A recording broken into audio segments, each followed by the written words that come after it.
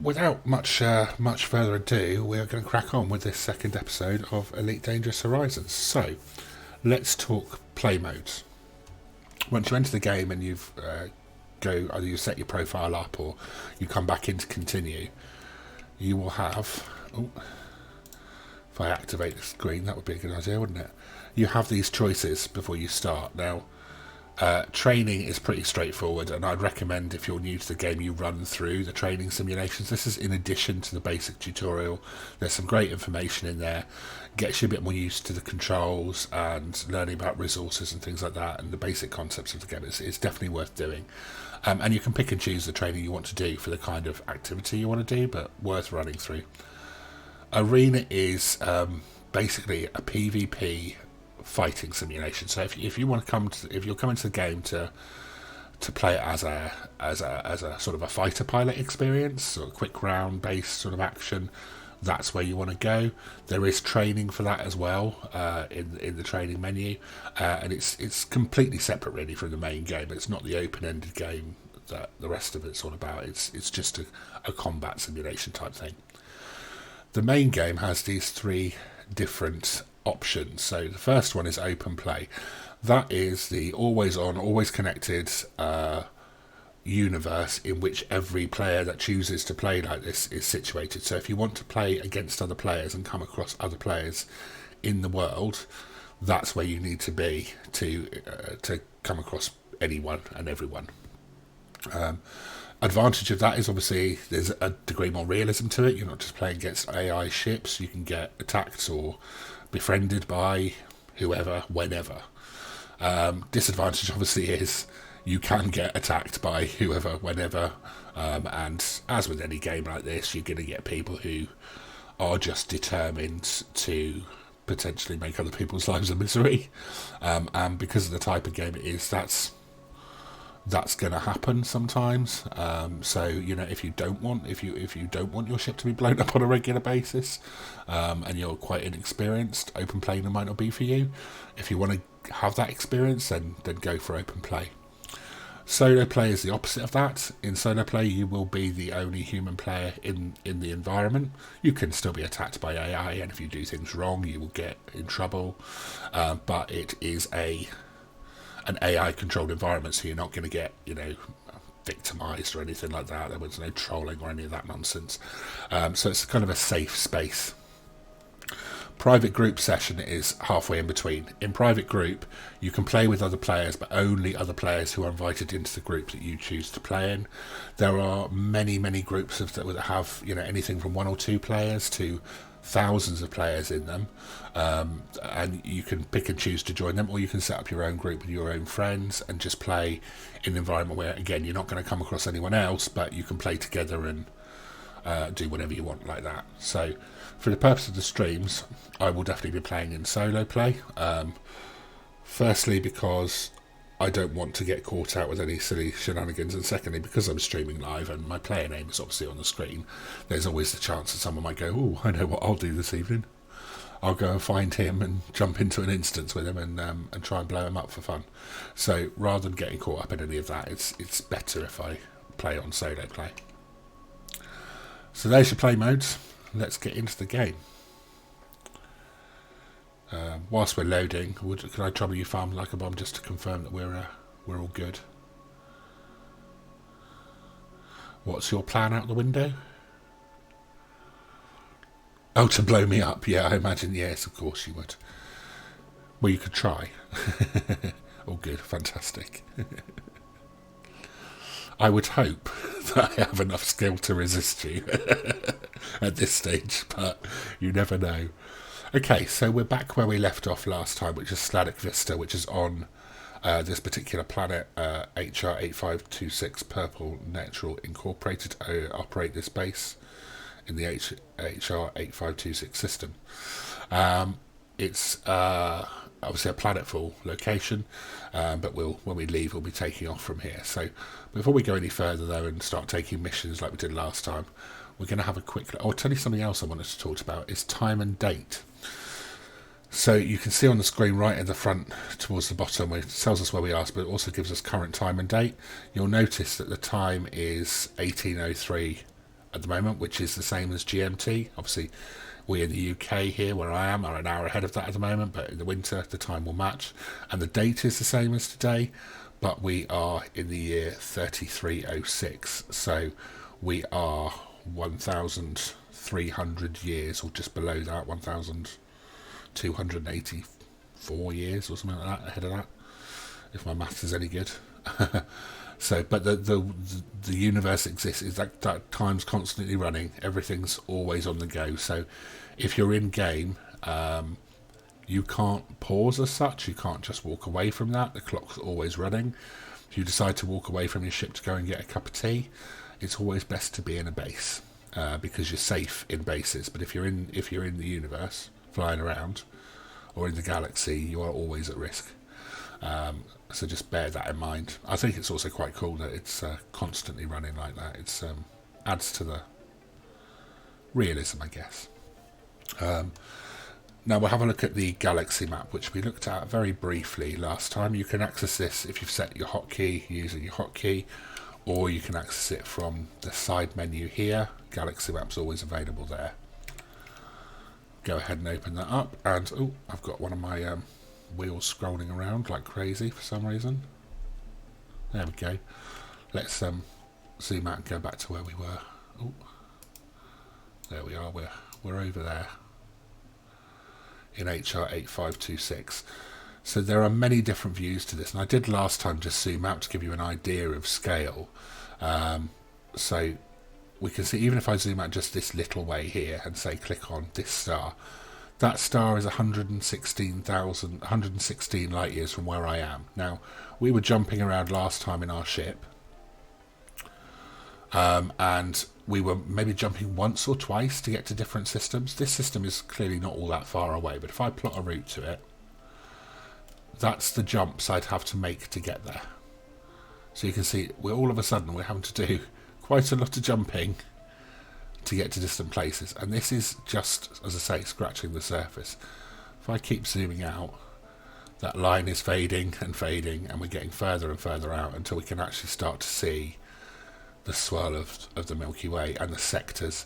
So this is the sector that we're in at the moment. There are many, many of those. It's so big that I can't zoom out any further. I'll try and pull it up as far as I can so you can see the scale of the Milky Way. And it's not just the horizontal here. If I can, let's see if I can pitch it. There is depth to it as well. All of that is traversable. So obviously the stars become less and less. Oh, your curry's here, no worries. I shall slow down a bit. But yes, so the scale of it is monstrous. Now I'll wait for you to confirm that you're back before I go on to the next stage, because I think it's just you here at the moment.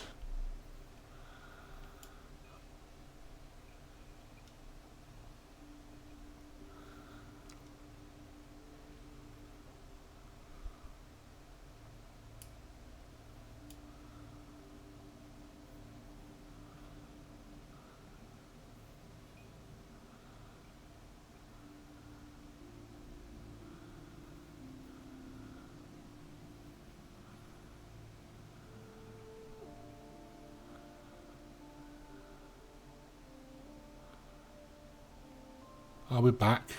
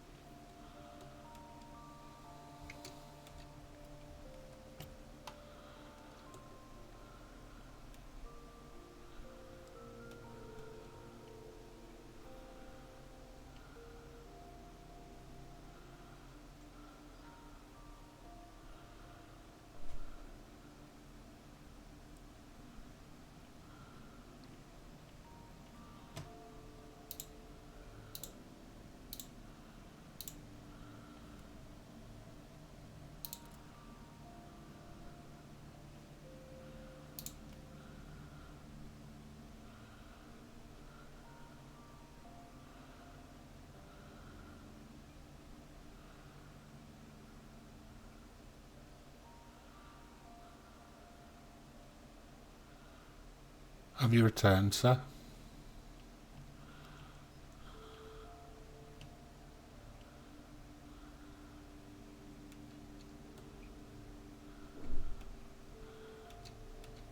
Okay, no worries. Well, I'm going to crack on discussing this. So, as I was saying, the distances are quite substantial, and this is many jumps here to get to this location. So, if I go back to the ship, I can tell you straight away how many it is. So this would take 24 jumps to make that journey, which in the scale of things just goes to show really how massive this area is we're talking about. Now,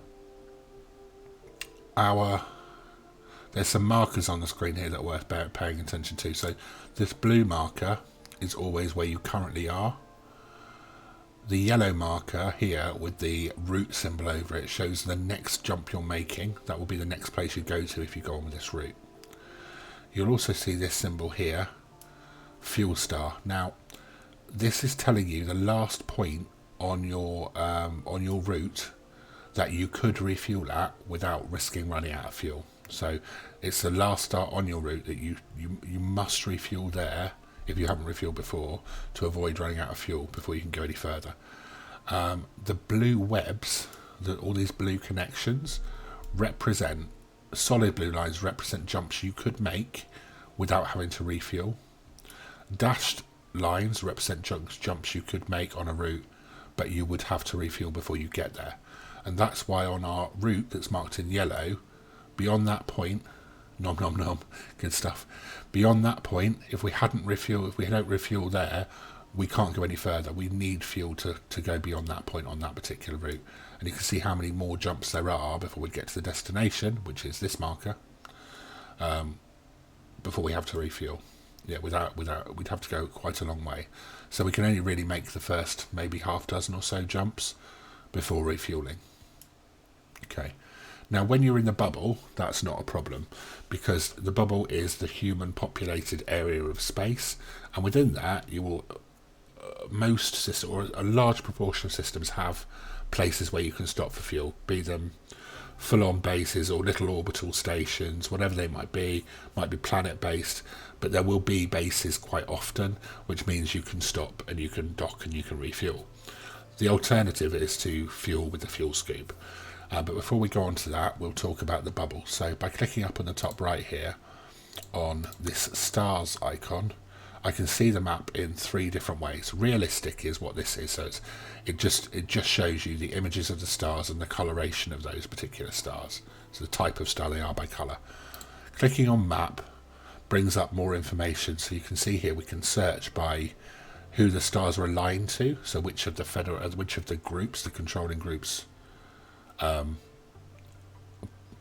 look after them, and these lines here represent trade routes. So we can see here all of these are different types of product that can be bought and sold. So a purple line, for example, this purple line here going from this star to where we are tells me that this location here is buying purple product from this location, and that could be either chemical or industrial.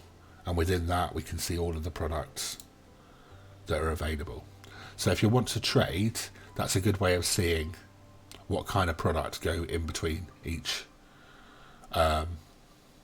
system.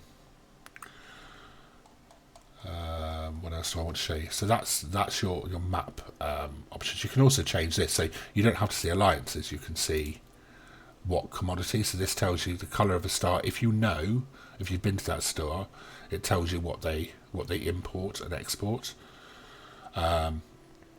You can also go to services. So this shows you what kind of services you can expect to find in there. Tech brokers, black markets, that kind of stuff, and you can sort of filter that as you choose. So as you go through the game, so you've got economy here, what type of economy they have, star classes, what type of star each star is, and so on and so forth. Okay, and we'll come on to the star classes thing in a minute because that's quite important. And I'll get rid of this in a second. Now, power play is the one that shows you the bubble, and here we go. So you can see what this does is these coloured circles represent who is controlling those particular areas of space. And if I zoom out, you'll see how big the bubble itself is. So that destination I clicked on there is well within the bubble, as are we, even though it would take 20 jumps to get there, and that's the bubble. So each one of these, as I say, each one of these colours represents a controlling faction, and the systems within that bubble are controlled by that faction. So this is where you can get into the whole thing of helping the fight for your faction to take over areas of human space. Now, when you're in human space, that's when you come across other vessels, be them AI controlled or in open play, other players. Once you get out of the bubble, you will very, very rarely come across other ships and other people, because everything kind of happens within there. Once you're outside of there, you're exploring. And again, if I zoom it out, it is a fractional part of the galaxy. It's next to nothing. But to traverse it takes a long time. So if I wanted to go and see Bernard's Loop, for example, the nebula, was fairly famous nebula. Let's go and find a star near Bernard's Loop. If I come back to map view, realistic view, sorry. Let's find a star that's... Is that fairly much within it? Let's zoom in a bit more. That one's pretty close to it. There's the that's more the Horsehead Nebula. Yeah, that's pretty close to it. I can't actually plot the route to that because it's too far. It's 1,547 light years away. It's a long way. So when you get to over sort of 1,000 light years, you have to plot in chunks, and it does depend on your ship as well.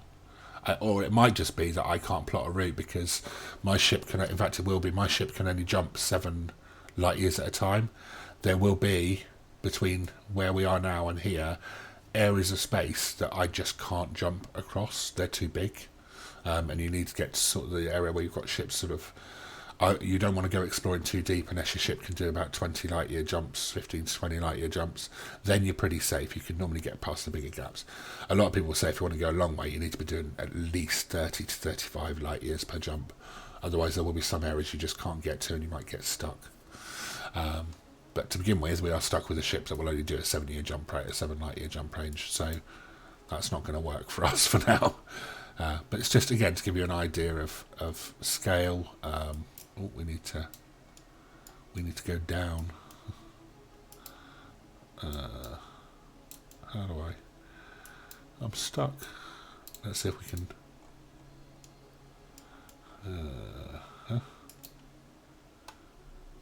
Where am I? I'm a long way away from where I was. That's the problem here. Yeah. There we go. There we are.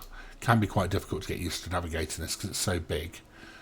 It can be quite difficult. You can just snap back to current location and do stuff like that, but yeah. So that's an idea on scale for you.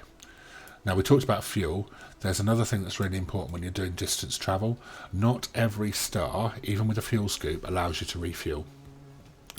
And there's a little trick to know how to deal with that. So if you go into the map option here and click on, where are we? Star class, you'll see I only have filtered these top 7 stars. Everything else I've got deactivated, so they don't show up on the map by default. The reason being is these top 7 are the only stars that you can refuel at.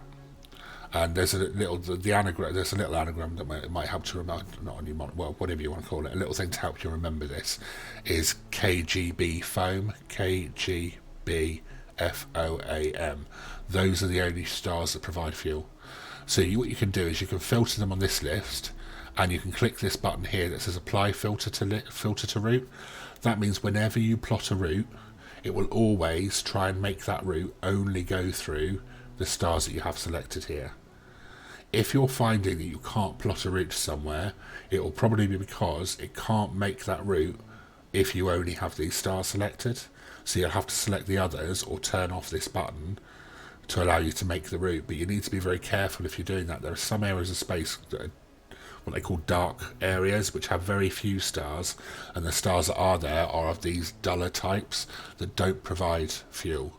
So you do need to be very careful, because if you run out of fuel in the bubble, or you're running low, you can normally get to a space station. If you run out of fuel outside of this bubble, then you're on your own and you're in trouble. Okay, so that's a bit on fuel. We're actually getting through this quite well, so we'll be able to get some gameplay on in a minute. One more thing I wanted to talk about was distances in star systems. So, if we come back in here, and we'll look at our starport services and doing a mission. So we go to the mission board, and just wait for it to load up. Let's see here. So we've got a delivery option here, would be a potentially sensible thing for us to do, and it tells us here where our destination planet, or where, in this case it's a planet target, where our destination is and how far away it is. So I know I can jump 7 light years at a time. I can probably do 4 or 5 jumps comfortably without having to refuel, so that's going to be well within my range. So I'm comfortable I can get to the star system. However, getting to the star system is one thing. Once you're in the star system, you also need to get to the destination, whether it be a planet or a star base or whatever it is. So you need to come in here, and then you have this bit here. This tells you what your destination is within that star system. In this case, it's Ivanician market, and it tells you the estimated distance from your arrival point to that market, or to whatever it is you're going to. In this case, it's 484 light seconds, which is nothing. It literally will take you a full throttle, a minute tops to do that. But there are some that might catch you out, and there's one in particular that's quite famous. It's called Hutton Orbital in Alpha Centauri. There is a mission attached to that as well, or there was, and I think there still is, which is to go and buy a mug from Hutton Orbital. Now, and it rewards you quite healthily. It gives you. It looks like it's a very rewarding mission. But if we go back to the galaxy map and search for Alpha Centauri, which obviously is the closest star. I'm sure most of you all know is the closest star to Earth. Let's get off this power play. Look at it realistic, or to the closest star to Sol, or most visual. And click on Alpha Centauri. Now, unfortunately, I can't see it in the system, which is a real shame. But the Hutton Orbital is in Alpha Centauri is 7 million light seconds, or just under 7 million light seconds from your arrival point. So if you take that mission, or you choose to go to Hutton Orbital, you can buy the mug, and they are worth quite a lot of money when you get there, if you come out of there, because it takes so long to get there. But it will take you over an hour of sitting at full throttle to get from the arrival point to Hutton Orbital. And you've got to have a ship that's capable and has enough fuel in it to do that. There have been loads and loads of cases in the past where people have arrived at Alpha Centauri with enough fuel to do whatever they thought they were going to do, and then started to make this trek to Hutton Orbital and run out of fuel.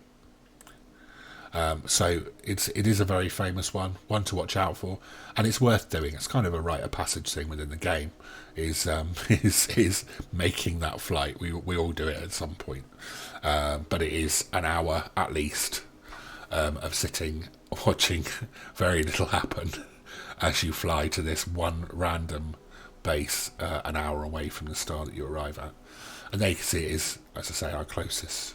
There's Sol there. So it's our closest star. Unfortunately, yeah, it's a real shame we can't bring up the system map, because I could show you in there, but yeah, sadly not.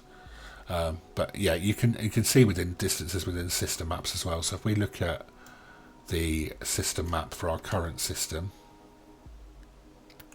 oh, we're going to see Sol actually. Fair enough. We've looked at this obviously before. Now, when it lays it out, you can see there clearly this is representative of the Sol system in terms of, so far as it's Mercury, then it's Venus, and it's Earth and Mars and so on. But the distances between these are absolutely unrealistic. They're not to scale in any way, shape or form. So Mercury's only 200 light seconds, then you've got Venus is 300 light seconds, and so on and so forth, right the way out to Persephone, sorry, which is nearly 500,000 light seconds out from the moon. But from a scale point of view, you wouldn't know that, and 500,000 light seconds is going to take you, well, no, probably a good 10 minutes, best part of 10 minutes to travel. So again, worth being aware of. Okay. So yeah, always have a look before you make the journey at what the distance is. Now, if you're willing to make that distance and you know you've got the fuel to do it, doesn't stop you doing it. Just bear in mind, a lot of people, and it depends on who you are and how you want to play the game, a lot of people put value on time versus money. So if you want to make money quick, you're always going to be looking at how quickly you can do something to get the payback. A lot of people measure activity in credits per hour, so which obviously makes sense. So they'll do an activity, do it as quickly as they can, rinse and repeat, and time themselves, and then see how much money they earn over a period of time, and then work out what the credit per hour value is of that. And particularly when it comes to shipping, so the trading element, you can find lots and lots of resources online that suggest trade routes to you, and they'll always give you a measure of what you can expect to earn in an hour, or what you can expect to earn in a round trip. And you've got to factor in things like, once you arrive in a system, you then have to travel to the port, you then have to dock, you then have to do the trade, then have to get out of the dock and make the jump on the return trip. And the further your docks are from your arrival point, the more time obviously you're adding to that trip. So another thing just to be aware of. And we've actually whizzed through my list of things quicker than I thought, which is good. So we can go on and do some missions, but before we do, any questions on anything I've covered so far this evening? If you're not, if you haven't got a mouthful of curry, that is, Farm Like a Bomb. If you're able to type and consume curry at the same time.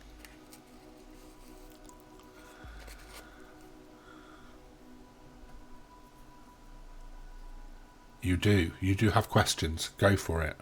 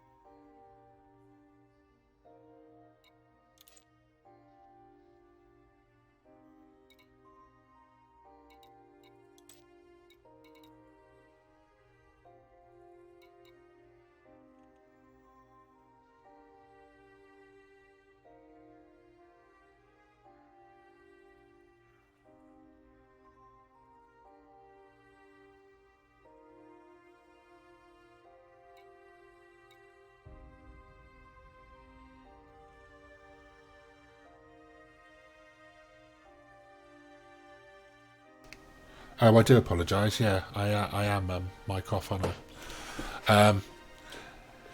Yes, so a good first cargo mission. To be honest, whilst you're in those first few missions, you saw in the last stream, anything's going to be good because it's all low risk. So they don't give you anything dangerous really to start off with, or anything you can't do.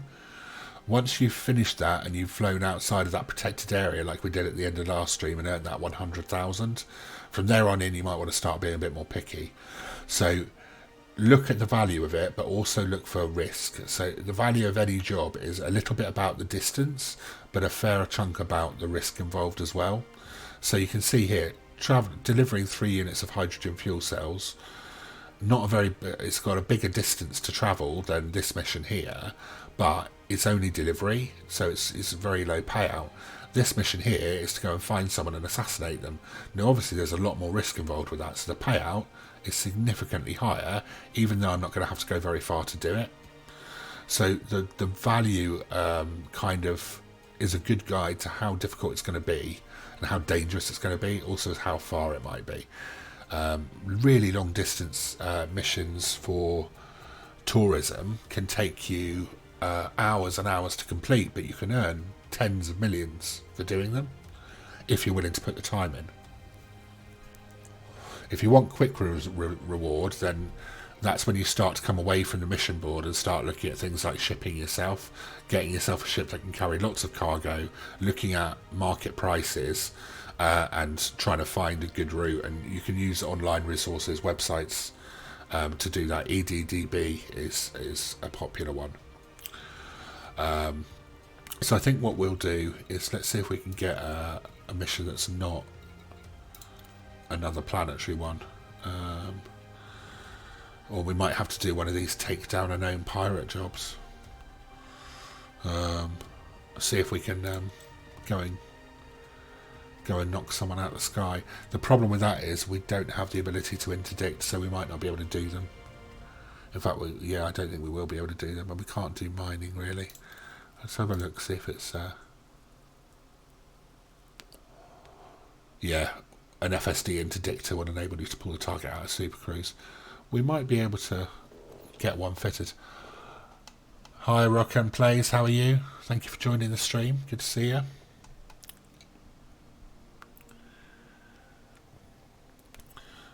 Let's see if we can mission rank expert, and it's an expert as well, so we won't do that. We could do, oh dear, they're not very, we haven't got a great selection of missions on here to be honest at the moment.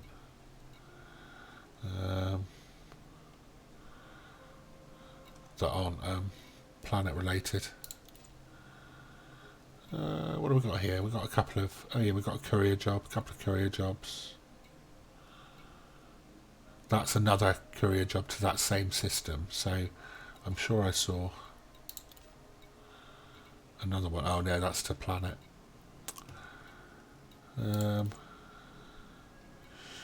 Trying to be selective here.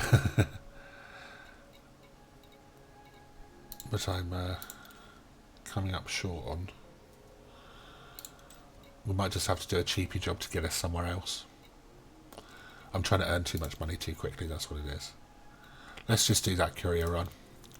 So again, there's a small risk of having ships sent against us. It hasn't happened so far. It could happen at some point.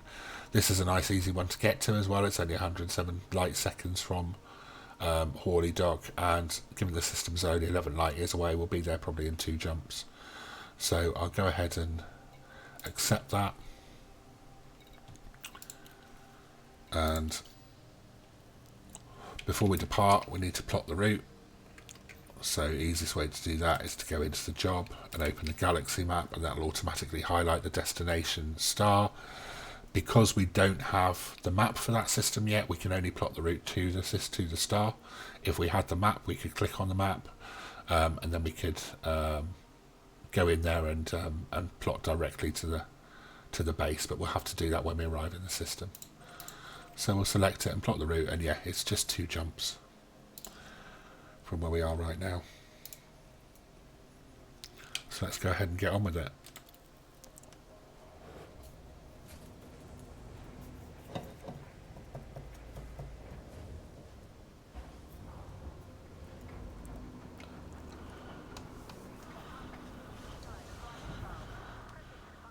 Okay, well, out we go.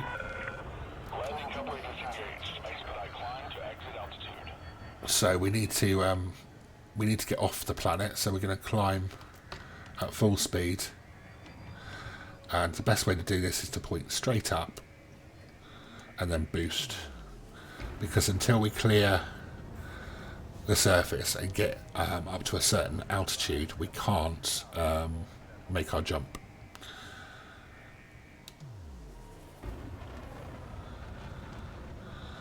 So we just keep firing up.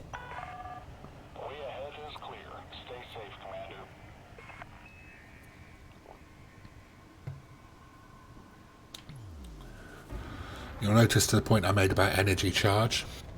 So in the bottom right, where my engine is charging up at the moment, every time I boost, that kills that.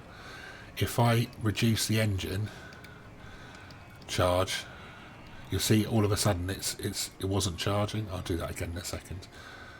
So I'm going to boost, and it's charging. If I don't have any pips in engine, it's not charging.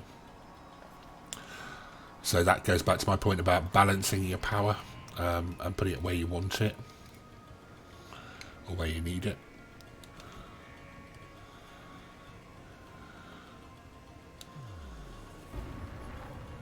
Now we're up far enough, I think now.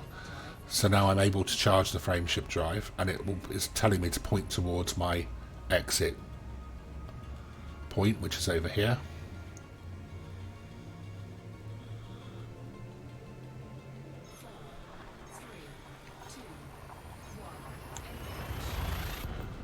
There we go.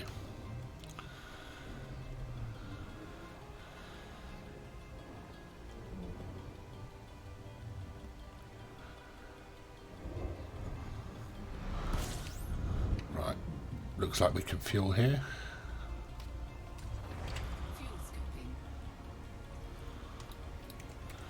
We'll discovery scan the system whilst we're at it.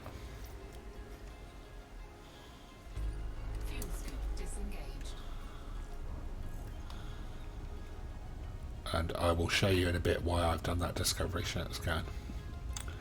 Right, let's make our second jump. That discovery scanner, you'll hear the term honk used if you read stuff about the game. It's called, when you do that discovery scan, people call it honking because that bong noise it makes in the background when the scan finishes. You'll hear it when we do it in this system if you didn't hear it last time. And what that basically does is sends out a pulse that scans all of the bodies in the system and gives you some basic information about them. Scanning again. And there was our bong, and then we're told that there's 15 bodies in the system. Right, let's see what this message is. If we deliver in the next 5 minutes, we'll get a bonus. So let's see if we can do that. I doubt it very much, but we'll try. So now we need to look at Hawley. We need to find Hawley Dock in the list. Lock destination. I can see it on my little mini map flashing there in the bottom next to the main radar. Point towards that. We're down to 10 seconds already, so throttle down to the middle of the blue sector.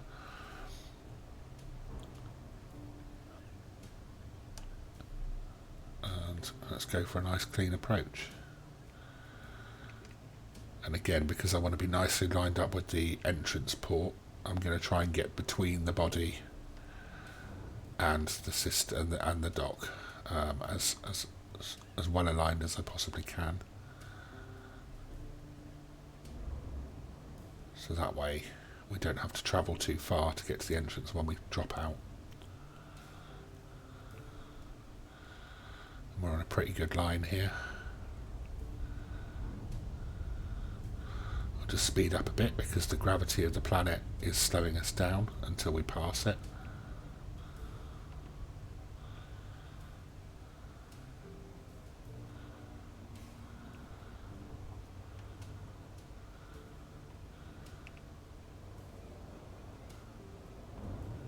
And we're nearly able to drop out.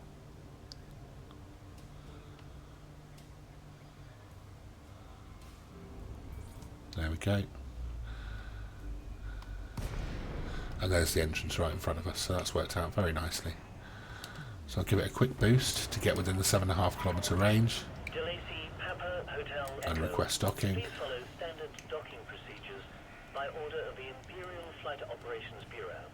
And we're coming in at 257. Oh, we're slowing down a bit now because the boost is finished, but we're coming in well over 200 kilometres or over 200 metres a second, so we will need to slow down. You shouldn't enter the dock at more than 100 kilometres an hour, so we'll put down the landing gear. You can, but if you hit anything, you'll get in trouble or get a fine. We're looking for landing pad 12, which we can see is on the left there.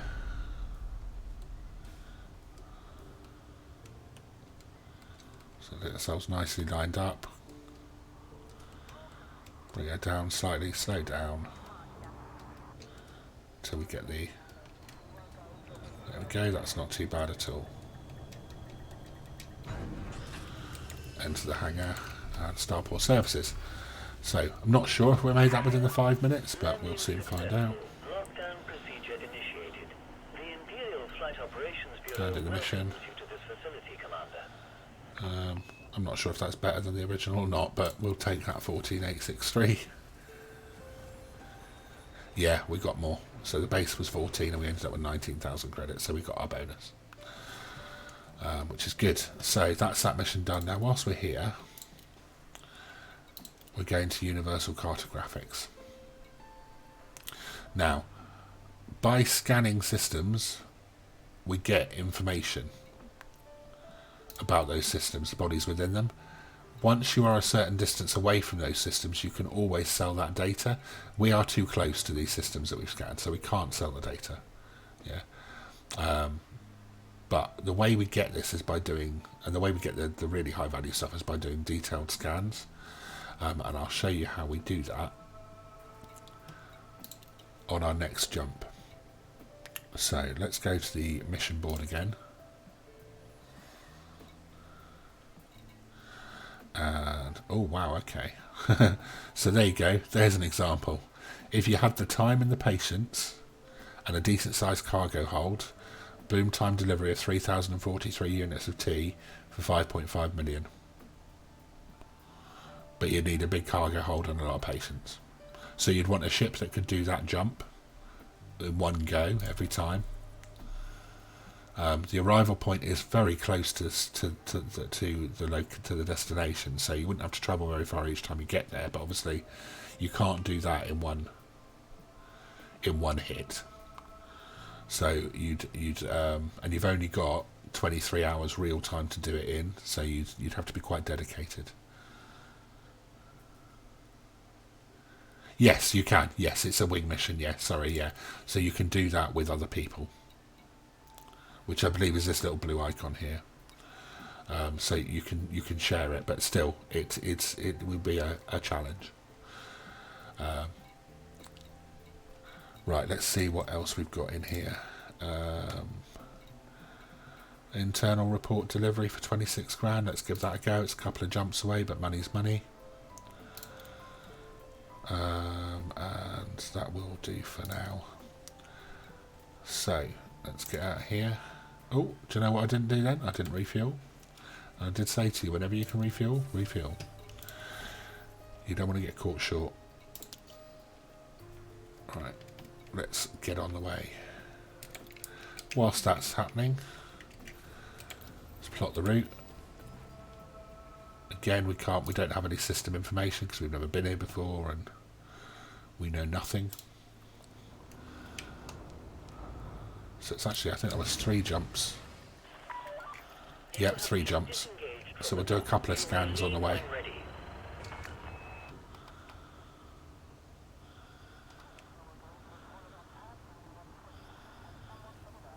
Let's raise the landing gear and get out of here. Oh, wrong button.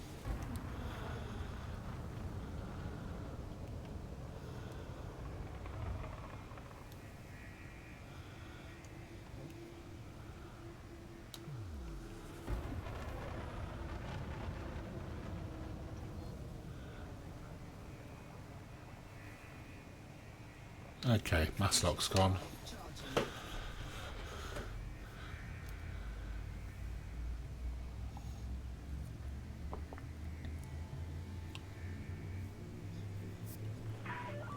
You are all clear to follow your predetermined flight path. Have a good trip, Commander.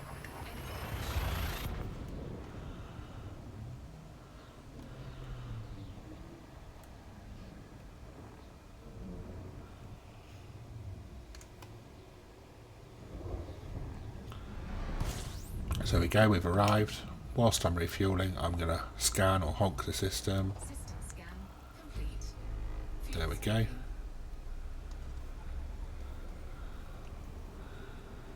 And we'll come round and I'm going to point at where I intend to go. But I'm going to get a little way away from the sun so that my temperature's dropping, and also for this next thing that I'm going to show you, you want some distance between yourself and the sun, because otherwise the the sun or star can get in your way. No, so you might remember in the last stream when I was updating the ship, I bought what's called a fuel scoop. If you have a fuel scoop, you can auto refuel like we just did at any star that falls within that KGB foam list. If you don't have the fuel scoop, you can't. The only place to refuel is at stations when you're docked. So it's really important to, like I said, if you're going to be travelling any distances, and if you're even thinking about going outside the bubble, that area of space with humans in it, you absolutely want to have a fuel scoop, and you want to have a decent one.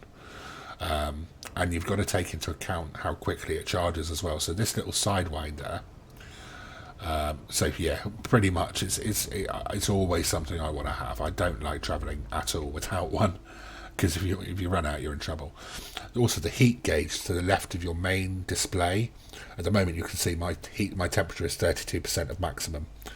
Once you go over 100% of maximum, you start taking damage. Once you go over 120% of maximum, you're pretty much going to get cooked, and your ship will be destroyed. Being close to a star heats your ship up quicker, and you'll notice that heat gauge that comes up when you're refueling as well. You've got to be very careful with that. Bigger, heavier ships tend to heat up quicker, so you've got to have a fuel scoop that's man enough to get you your fuel without allowing you to overheat. And you've also got to be careful about not stopping too close to a sun, because your temperature will naturally be higher, and when you do a jump, charging up to make that jump also heats your ship up, and you can get stuck in a situation where you are so close to a star that you cannot physically jump away without cooking yourself. It's one to be very careful of. Be cautious around stars. Do not fly too close. Always stay on the outside of that little horizon around the star, the little line that goes around it. Once you go inside that, it's going to drop you out of Super Cruise. If your ship gets destroyed, you can normally pay. So I think you can pay an insurance premium to have it replaced, but obviously that can be quite a lot of money. So if you can't afford that, you can borrow a certain amount, but you can only do that once. After that happens, if you end up bankrupt, and you can't buy a replacement ship, then you basically get put back on one of these sidewinders, and that's it. You start again, pretty much. You still have all your knowledge and experience and all that, and all your travel time, and so you don't actually die, but your credits dictate whether you're going to get a replacement ship or not, basically. So it's always best to make sure you can pay for your ship once over at least. There's nothing worse than saving up, 10 million credits to buy the ship of your dreams, fully upgrading it, and then going out, getting blown up, and you're both then stuck back in a sidewinder because you can't afford the premiums to get it replaced. Anyway, so I was going to show you the system scan mode, which I can't remember my button for that.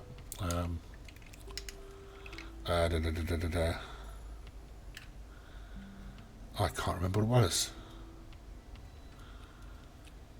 Oh, I'm having a moment now.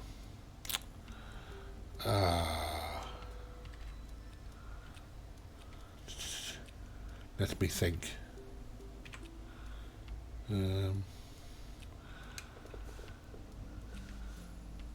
Yeah, that's what I was just saying. Yeah, have the money again. Yeah. Oh, where's my button for? Bear with me. I can't remember what I set to.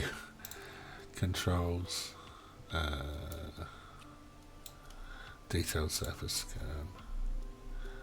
No, it's not. It's the full spectrum system scanner, isn't it?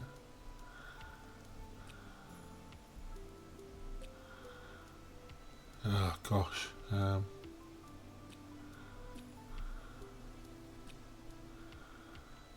Ooh.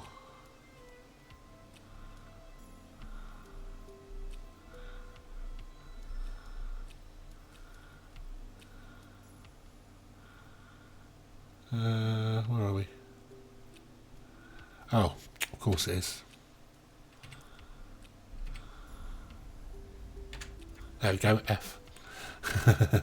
Right, so this is basically, you set your controls for this, but this is a scanner which allows you to get more detailed information on anything in the system, and then depending on what it is, you can sell that information. So I can see here there's a body there. There is only one body in this system. It tells me at the top there. And the range of that I can see is down the bottom here where the spikes are. So I want to match that and then zoom in on it, and it will tell me this isn't a body actually, this is degraded emissions. What am I talking about? I need to back out from that. I need to basically move around and find these oh, the only body's the sun, isn't it? That's why I can't see anything else. So all of these will be emissions. The one body will be the star itself, which is already scanned. So I don't actually, there's nothing I can do in this system. This was a bad example. We need to go on to the next one. Right, talking about the heat thing. So I'm going to throttle up now. And I'm going to press the jump button. In fact, I'm not going to throttle up. I'm going to press the jump button. See the temperature's now climbing as I'm charging the drive. And it's going to keep going up and up and up as it's charging. And then we get to a point where it's fully charged and it's ready to go. But it's obviously I've 24 degrees, 24% higher temperature by having this ready to go than I was beforehand. We'll throttle up now and it'll make the jump. So that's what I'm saying, but you need to be careful about temperature. If you're already at 70% by a star and you hit that jump button, you're going to put yourself in a potentially quite dangerous situation. Right, let's fuel up again, do the discovery scan. Fuel scoping. Right, here we go. We've got 3 bodies to scan here, so there will be something worth stopping for. Hopefully. So point towards where we want to go. All these bodies look like they're mapped already. They might not be. We'll see. They might be because they're all in the bubble, so I might have got the information already. But we've moved far enough away now, so I'll throttle down. Bring up the scanner. Right, 2 of the 3 bodies are identified, so 2 of the 3 are stars. What's this here? So this isn't what I'm looking for here then, if I tune to there, is gas giants. So as I move around, and it'll be on one of these, close to or on one of these orbital lines. That's already identified, that's the second sun. That's obviously the first sun. And as I get close to it, I should see little arrows on the display. No, that's not it. These are all degraded emissions. Right, it doesn't look like it's on those orbital paths, so we'll track this one instead. That could be it. No, that was very bright. There we go, that's it. So I get over that and I can tell it's what I'm looking for. So now I can join in, I can jump in, and I follow the arrows, and if you've got your signal tuned correctly, there we go. So that's now scanning that, and it'll tell us if there's anything interesting to know about it in the top right. We've now discovered that, so we'll now be able to sell this information at Universal Cartographics. Is this my main account or a second, or did you just start over? Because it's kind of confusing. The title of your stream says new commander, but you sound like a veteran. So what I've done, and I did specify it in the description, is that I've restarted as a new commander in order to just show some basics for people who want to see it from the beginning. That's all it is. So yeah, it's a complete restart, just to work through the new all the new tutorials and sort of give some insight into the game. And as I said at the beginning of the stream, it's my opinions, my view on how I play it, what I like to do, don't like to do, just for those who might be interested. Right, so that's that scanned. I can back out from there. There's no other bodies. I could scan the signals if I wanted to. They're basically jump patterns, though, from where other people have come in and out of the system. So I'm done with that now, and I'm going to carry on and make this delivery. I'll make this drop of information. Frameshift drive charging.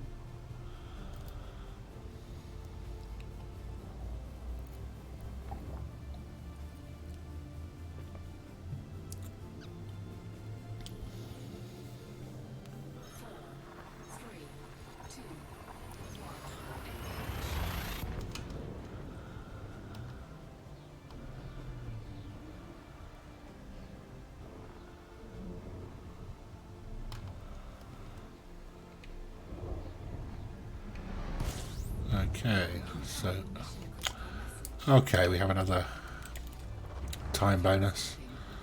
Optional time left. Right, so what's this? Deliver to Kappa. Right, so we can do this. It'll give us an extra 10,000 credits, but we go to a different location, so we're going to be jumping to Kappa to Carney, which is another 18 light years away. And the arrival point is 12,000 light seconds, so to me that's not enough payback to make that worthwhile. 10 grand's not enough for me to bother to make what would be at least 3 more jumps, when it only took me 3 jumps to get here anyway, and then I'm going to have 12,000 light second travel at the other end, so I'm going to delete that. And we'll just go to Gent Hub here, plot route.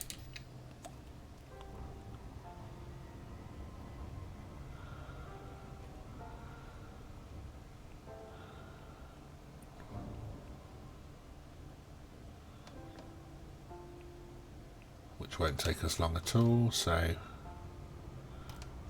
why is that? Yeah, I was going to say that's a bit weird. Count looked wrong then. Da -da -da. Mustn't hum. I get in trouble. No humming, singing or chicken dances.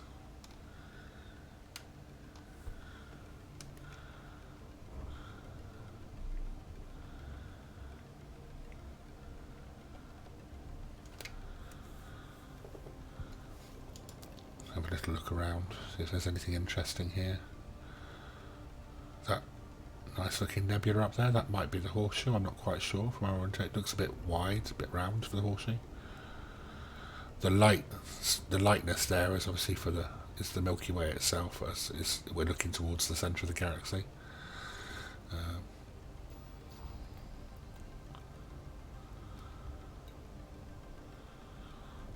So yeah, if you ever want to orientate yourself, yes, there will be a tea break. We will dock and get the money and then tea break. Yes, absolutely.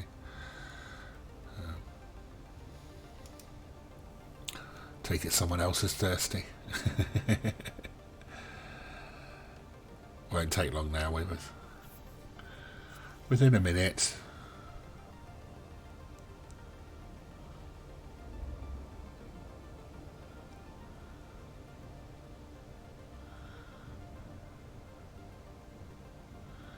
Oh, it was a good curry then.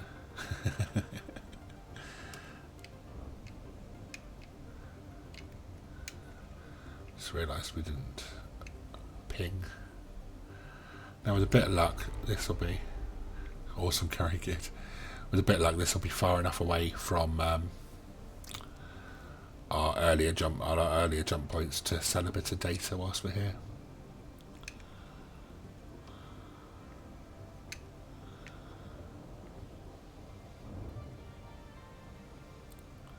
And it's a decent sized port this, so hopefully there'll be some good missions.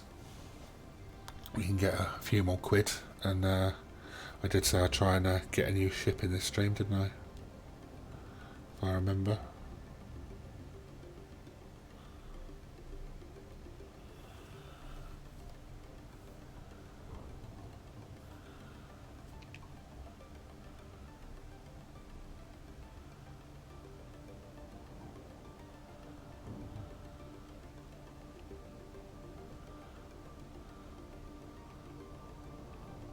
Well, yes, I would say that's more what we'd call you'd call that an explorer vessel.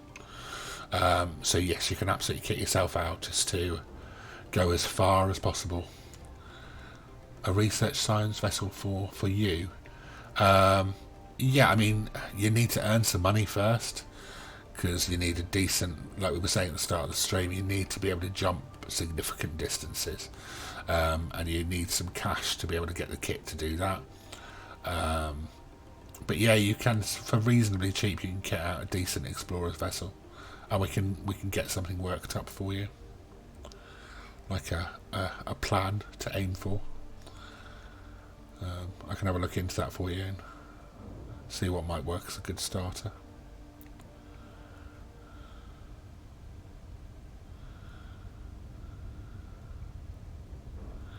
I'm not entirely sure, to be honest. I haven't really thought much beyond let's get the basics down and earn a bit of cash. But I like to explore, but I also like doing a bit of trading as well. So I'll probably go down one of those routes.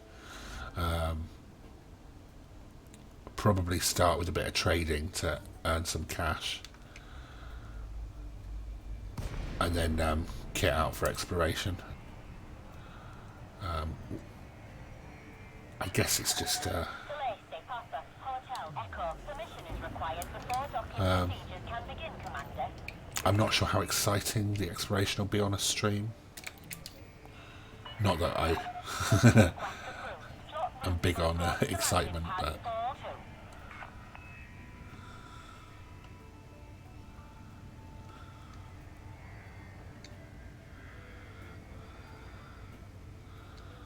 let's go in at speed, shall we, if we can? Yeah. Where do we want to go? Attention, there are speed restrictions in 42. this area. I got told off. I was speeding. But I didn't hit anything, so it's all good.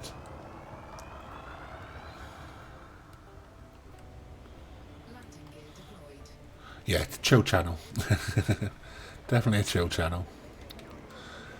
Have a nice chat. Have a bit of fun.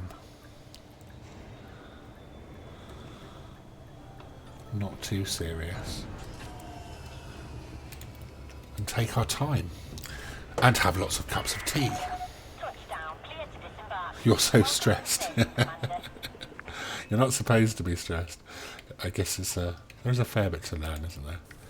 We're not doing too bad for cash, actually. So, given how early we are in the game. And how much time I've spent talking. No work for weeks, yeah. Hard life, mate, hard life. I'll tell you what, you'll feel it when you go back. Right,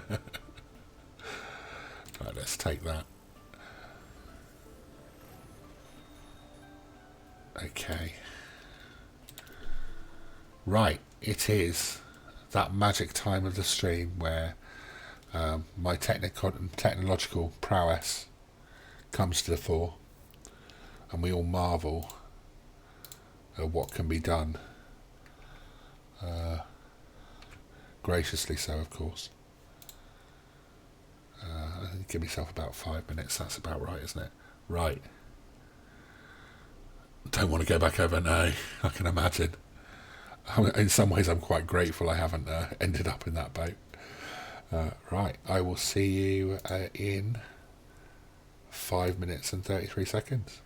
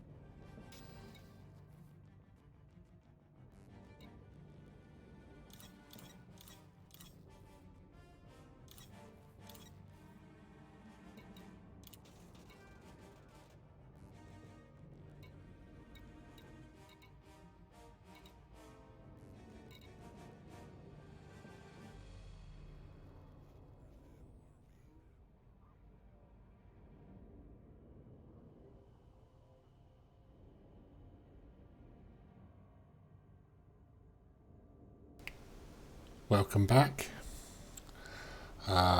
So, one thing might be worth a look whilst we're here is this, I believe, is a shipyard that has a couple of examples of transporter ships, so ships that are good for hauling cargo. So I thought we'd have a quick look at those and kind of prices and what you get for that.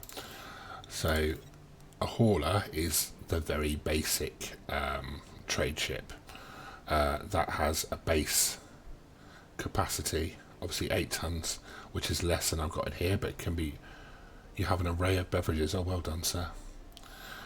But you can upgrade that quite easily to take more cargo should you wish to, but it's not huge. You're never going to move large quantities with the hauler.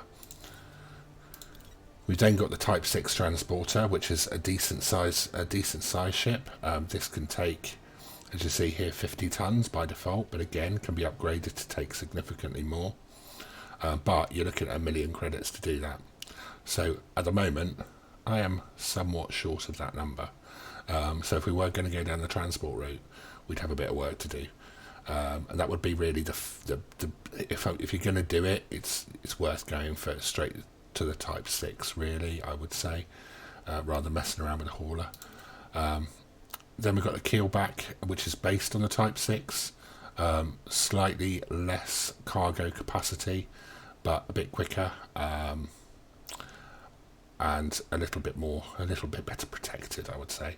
But really, the Type 9 Heavy is the big boy when it comes to transport. So this can take, as you see here, 348 tons by default. That can be significantly upgraded to take a lot more. Yeah, exactly. Yeah, it's certainly much better defended version of the Type 6, but you do compromise capacity. But the Type 9 is the beast now, and obviously it's reasonably well protected as well. One thing that I've seen a lot of people do if you're playing, particularly in open play, and you're going to go for big transport missions, is you get a big wing, you get a wing together and have some combat vessels fly with your heavy, because it will resist a fair amount of it will take a fair amount of abuse, but you lack a bit of defensive capability. You're not going to fight off a determined wing of experienced pilots with this ship. So yeah, if you're going in open play with this kind of thing, then it's worth considering flying with friends who are capable of covering your backside. But yeah, that's your big transport ship. And then you come on to things like the Anaconda. Now, the Anaconda is kind of, I haven't played for about a year or so, but it has the ability to be it's a decent all-round ship. It is a good, large ship, and you can pretty much kit it out for anything you want, and it can be a formidable beast in whatever way you kit it out, or it certainly was. I'm sure it still is. But yeah, the Anaconda's a bit of a beast. But you do need 146 million quid to get it, million credits to get it, so it's not a beginner ship by any stretch of the imagination. But yeah, that's all that's available here. But as we said on the last stream, I mean, the cost of ships can run to, with fully upgraded, can run to billions of credits. Certainly hundreds of millions, many hundreds of millions, and into the billions. And these new the new carriers that allow you to basically set up a mobile base of operations, become like a mobile space station, are 5 billion or whatever it was starter cost, and have ongoing maintenance costs. So ship costs are a big deal. In terms of Discovery, I think the first ship I used for Discovery isn't here, which was a Cobra. I think it might have just been a Cobra Mark III. It was either a Mark III or a Mark IV. But you can kit them out for exploration quite happily. And they're good, quick little ships. I'll probably go to... we'll have a see how we go. We need to earn some more cash either way. I'd like to have at least 1 million before we look at upgrading the ship. So we need to do a few more missions anyway, and then we can make a decision about which route to take. So let's go to Universal Cartographics and see if we can sell any of that data that we've been gathering en route. And we can do, so we can sell the information we have for the first two systems that were there. And that's 38 grand for basically just scanning the system as we go into them. We've got a message which is probably to tell us that we've ranked up in exploration. Yep, promotion to mostly aimless. We get a new little shiny badge message for that, and you can see your ranking information on this right hand screen here. So in combat I am harmless. In trading I'm 34%, I'm a peddler at the moment, and I'm 34% of the way to the next rank. And in explorer I'm mostly aimless and 10% of the way to the next rank, and I have no CQC rank, and that's the combat ranking for doing the stuff we talked about at the beginning of the stream. Right, back into commodities. Not commodities, I don't want commodities. I want the mission board. See if we can do a couple of profitable jumps now. So I don't want to donate money. I don't want to do assassination missions. We have a courier job here available to LTT 700. Let's see if we can see any other jobs to LTT 700. No. These are all donations. No. Oh, there's another one there, so that's another delivery. So we definitely do that. Take the items.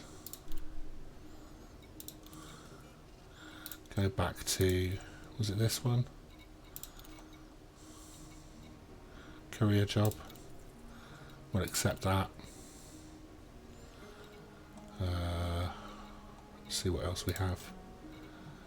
LTT 700 illegal black box. We won't do that one, but we'll do the internal report recovery. Deliver data, so there's no need for cargo for that one, so that's good. 22 units, we can't do that. We don't have capacity to do 22 units, I don't think, if I remember rightly. Can't remember how much we can carry now.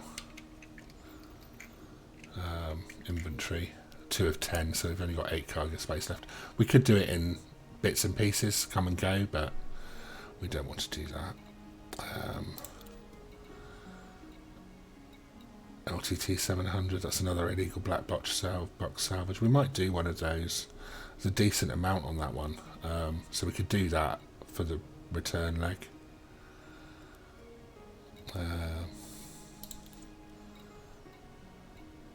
Yeah, we've got a few of these. Oh, that's very profitable. Chances are we'll get caught, we'll get chased for that as well.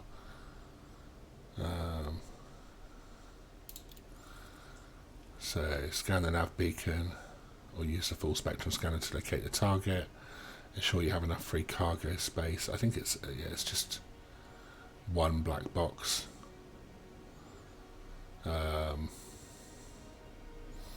It's above our current rank, but who cares? So I think we'll accept that one as well, because that's big money. And we'll go and plot our route. So we don't want to do that yet. So the internal report is going to be delivered to Bachman Gateway. This is to Hiroki Terminal. And that's Moro Hub. So unfortunately all three of them are separate locations, but what we can do is have a look at what might be, let's have a look at the commodities market and see what we can buy here, which is likely to net us a good profit. 460 per unit, 920. None of those are marking. They are consumed by. Yeah, that might be worth doing. We'll go with those. Average profit will be 920 a unit. They're quite expensive. It's gold, but we'll give it a go. See if we can make some money on that. Might as well do everything we can in one hit and try and make some money. So we're going to take. Let's go to the galaxy map, and we're going to LTT 700. Unfortunately, we can't see the system, but we can purchase the exploration data. Now, it's a lot of money and we don't have a lot, so I'm not going to bother. We'll just route there, and then once we arrive, we'll go to the closest station first and so on. So let's launch, and we'll also scan the nav beacon when we arrive, so that we know where our where the wake is that we need to intercept, or we'll try to anyway. Landing gear up. Coupler disengaged. Your way is cleared for departure. Keep it just below 100 so that if we do crash we don't get in trouble on the way out. And then boost out. And let's see where our first star is. Oh, it's just the one jump, isn't it? It's only a short distance. Alright, let's get clear of the mass lock.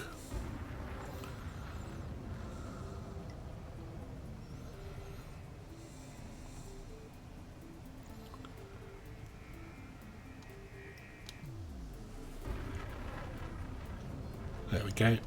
Frameshift drive charging.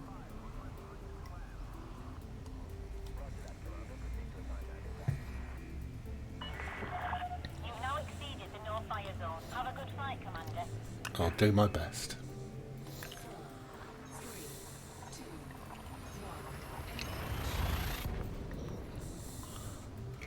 1. Right, now what I'm going to do is when I arrive at the system, I'll do the system scan first. Then we'll do the nav beacon scan, and then before I forget, I'm going to flick from scan mode to attack mode. Incoming mission critical message. And we have a courier job update already. Fuel scooping. This will probably be a deliver it quickly. Deliver. Complete. Oh, so this is in the same, right, so this is in the same zone, but a different place. So if I deliver, which one is it? Oh, okay, they've just reduced the time frame, that's all. We've still got plenty of time to do it in, so that's fine. Right, now I need to find the nav beacon, so that'll always be closest to the star. Lock the destination.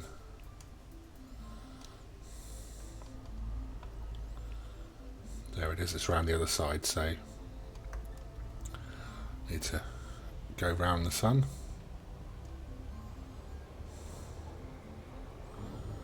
Being careful not to get too close.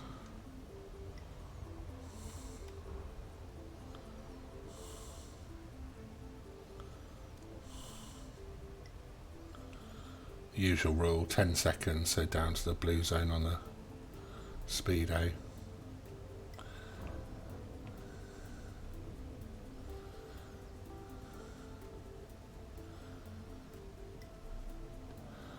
Wait until you get to the blue bars on the left, and that's your marker for dropping out. It will obviously tell you on screen as well, but I'm just creeping the speed up a little bit because I know I can get away with it and get there a little bit quicker.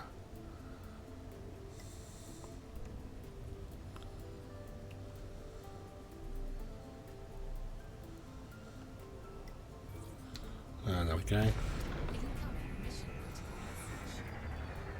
Right, I'll worry about that in a second. Let's just lock on to the nav beacon and do the scan.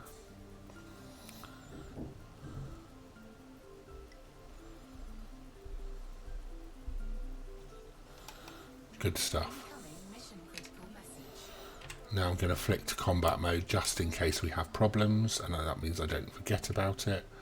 And the mission, this mission is around LTT 700, so I'm going to go and do all the deliveries first and try and sell the gold, because once I've collected that black box I will become a target, particularly given it's illegal. And that gives me the opportunity as well to show you how to enter a starport with illegal goods in such a way as to not get in trouble. Right, so we're going to Frameshift get back into Super Cruise. 3, 2, 1. Engage.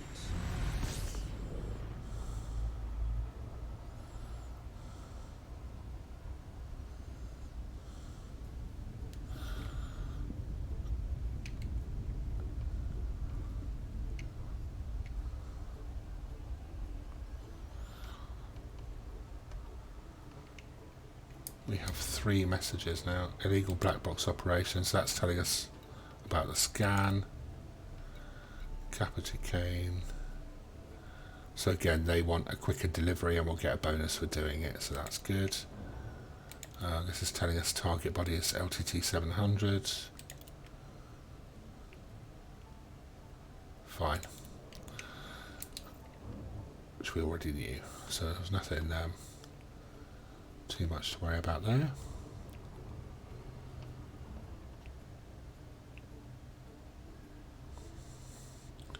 Usual safe procedure when we're approaching this dock. We've just slowed down to halfway into the blue zone when we got to 10 seconds, which means the timer should hold steady at about 6 seconds. And that's kind of your safe approach. Now this is only a very small station, so we're going to be docking on the outside of it rather than going into it.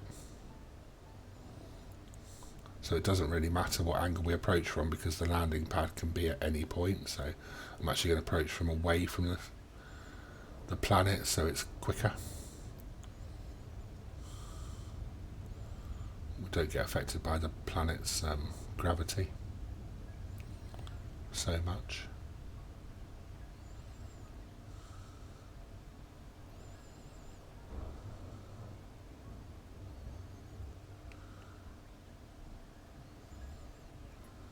Speed it up a little bit now because we're almost at the drop point.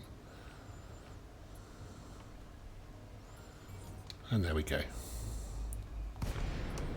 So we're just boosting towards it. Contacts. Once we're at 7.5 kilometres, we'll ask for docking permission. Docking request granted. And we're going to pad 1, and we're just looking for the highlighted pad, which I can see is straight in front of me, which is quite handy. It's not always the case, it can be all over, it can be on the opposite side, it could be anywhere. So we'll just start lining up with that now.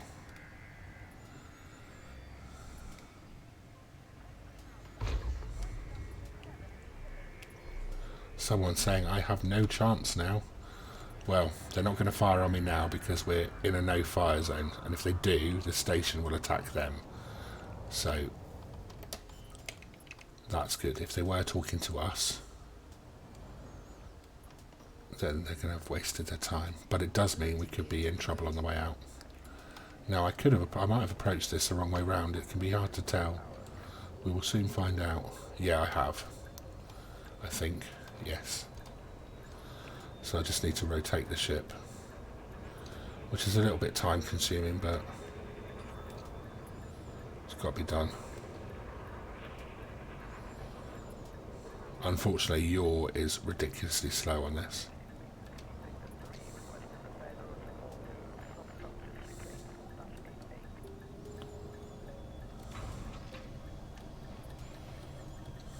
Okay. And we'll go inside just to be on the safe side. Right, so, mission board. We'll deliver that. Get the extra bonus, hopefully. Yes, we did. Got quite a nice bonus on that. And we'll come back out and look at the commodities market. And we want to sell gold.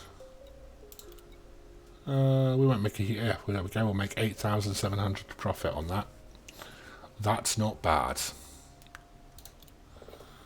Job done. Right. Let's also have a look. So we know that once we've done the black box mission, if I go here, illegal black box salvage operation, then we have to return it to Capita Cane. So it's worth looking at the mission board, see if there's anything that we can take, else we can do that takes us to Capita Cane. Won't spend long on it. It could be Capita Cane, I'm not sure how you pronounce it. Doesn't look like it. Sometimes there are, sometimes there aren't. It's just luck of the draw. No. Doesn't look like it at all. No, that's fine. So we'll get out of here. Let's have a look, see what I want to lock on to the next job first. So I'm going to navigation. And we're going to go to Morrow Hub next, because that's the next closest. So, by locking on before I leave, obviously I'm protecting myself because I can get straight on with the jump, and if there is still a bad guy outside, he won't have as much opportunity to try and attack.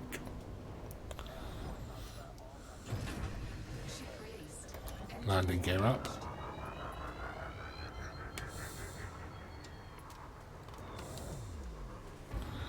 Let's just boost away from the port a bit. Maslock won't take long to clear because it's only a tiny little station. Right, there we go, it's clear already. Frameshift drive charging. 4, 3, 2, 1. Engage. I'm going to pull up away from the planet a bit just to get up to speed a bit quicker. And then once the planet's behind us, we'll edge back to having that in the centre.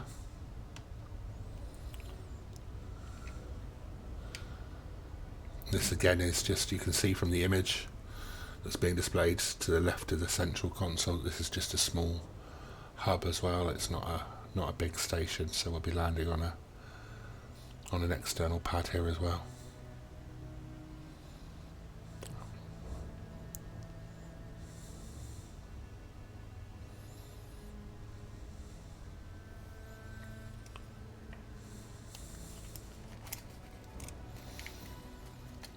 Nearly up to, there we go, we've just hit light speed.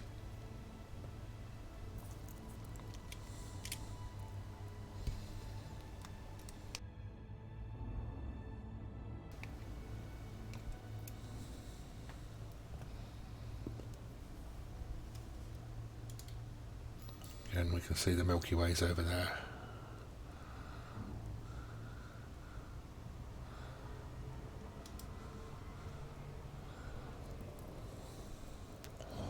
One thing I would recommend with this game is, firstly, if you have the ability to play it in 3D, VR, then give it a go. I find that I can't play VR for a particularly long period of time, but I do like playing this game for a little while every so often in VR because it's just stunning. It's so immersive, it's unbelievable. But if you don't have access to VR, or it doesn't interest you, or whatever, then I would suggest to get in a better feel of immersion. It's worth one evening when it's dark, turn the lights off in the room you're in and play it with as little light as possible. Not for any length of time because it's probably not very good for you, but again, you'll be amazed at the amount of colours and what difference it makes just having no other light shining in the room. It's quite even without the VR, it's quite immersive, quite transformative. Yeah, it's definitely worth a go. It's amazing how much more you see and how much more you feel, as if you could potentially be this pilot sat in the seat, looking out of your window onto the stars. And put your headphones on and crank the sound up a bit, and it's quite an experience.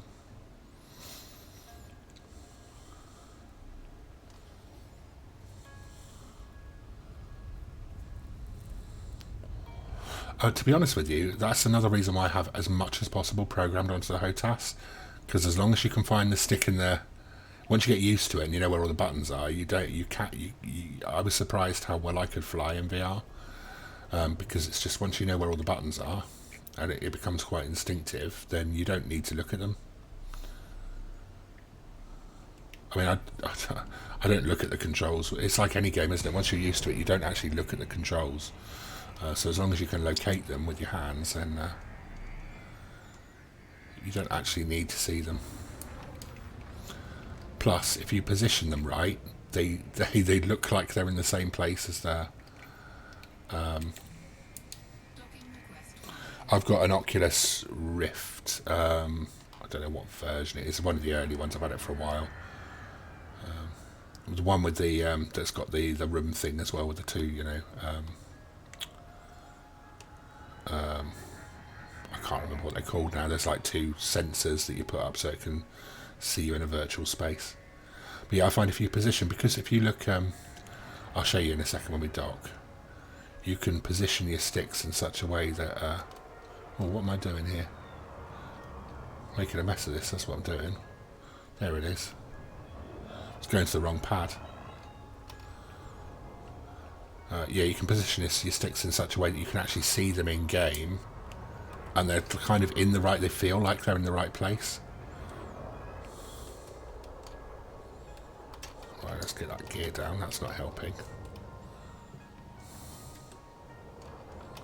Ooh.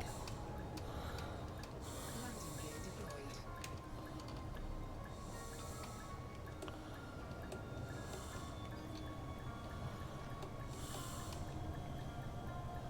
Oh, I'm still in reverse. What an idiot. There we go. Yeah, if you look down there, you can see you've got your stick to the right there and your throttle to the left. When you're in the VR, you can actually see your hands like that because you're slightly more zoomed out view. So it actually feels like you're holding it. You're using the wheel on 40 degrees for rudder. Oh, interesting. Yeah. Yeah, I use the twist on the joystick for my rudder.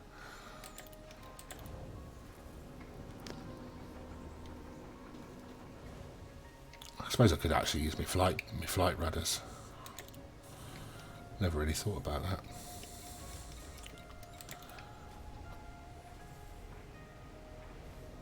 Oh, yeah, I don't think they did twists on them back then, did they? Right,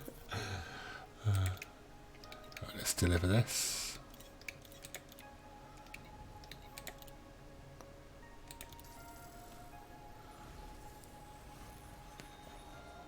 Nice. And let's see if there's anything in here for the return journey. I doubt there will be.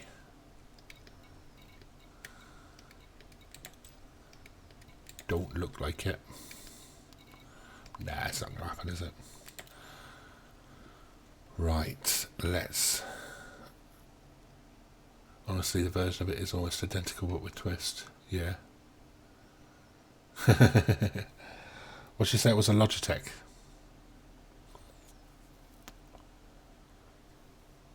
I think they said the best one to get for the game, or I've heard the best one to get is the Cytec Warthog, because apparently the controls in the game are pretty much modelled on the Warthog.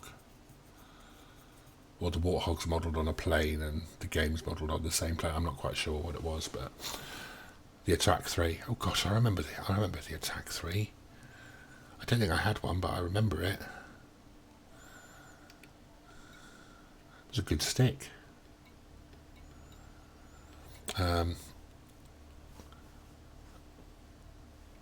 Yeah, I guess it would be Logitech now, yes. I'm not even sure if they still exist, to be honest, if even mine still exists.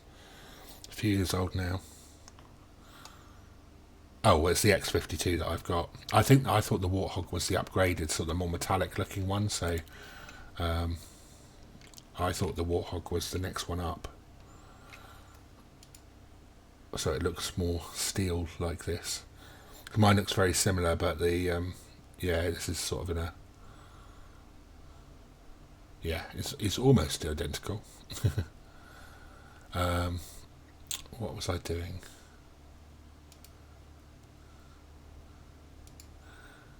Yeah, it is pretty much, yeah. Yeah. Buttons aren't quite the same on the throttle.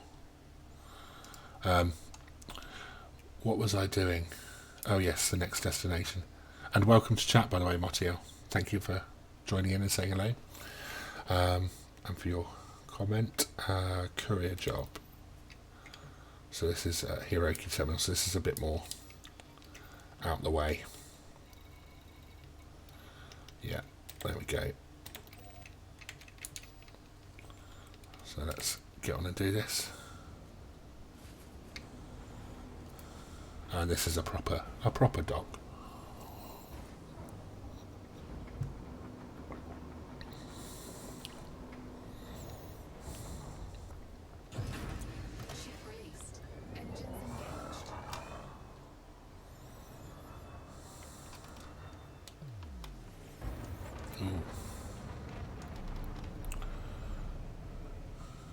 No, we're not in the noob space anymore now. We left the noob space in the first stream. Got out as quick as I could. Wanted to get on with it a bit. Frameshift drive charging. 4, 3, 2, 1. Got out and turned the symbols off as quickly as possible.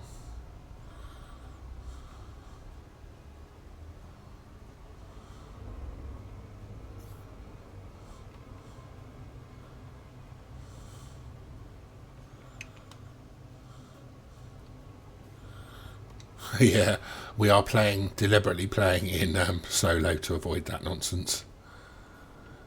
I did not want to be putting a stream up and then spending the entire time being blown out of the sky in my little sidewinder by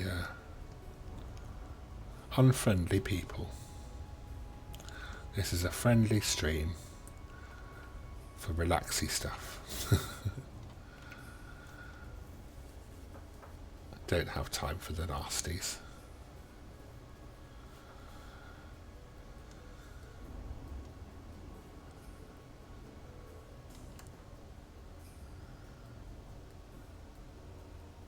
Yes, absolutely, we do. I want to get to 1 million. The target is to get to 1 million credits so we can do a half decent job of outfitting the next ship we go to.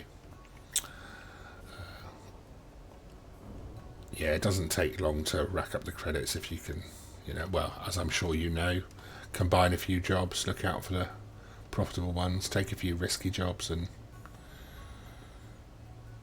hope you don't get caught out and you can soon earn the money. We've already upgraded this Sidewinder quite a bit as well just to make life a little bit easier.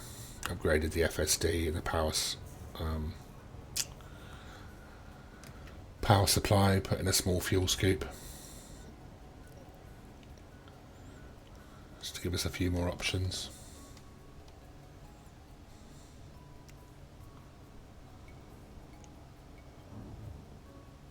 Yeah, and to be fair, it will only have been a couple of hours of gameplay to get to 1 million when we do get there. I've been doing a lot of talking. I was doing a lot of talking in the first stream. I was talking for about 45 minutes at the beginning of this one, so we're just taking our time really. But yeah, it's not difficult to get 1 million. You get a good cargo run, you could do 1 million on each leg quite comfortably. And or get onto the older void opals and do some mining. Once you get to that kind of stage, you can rack in huge amounts of money very quickly, as I'm sure you're well aware.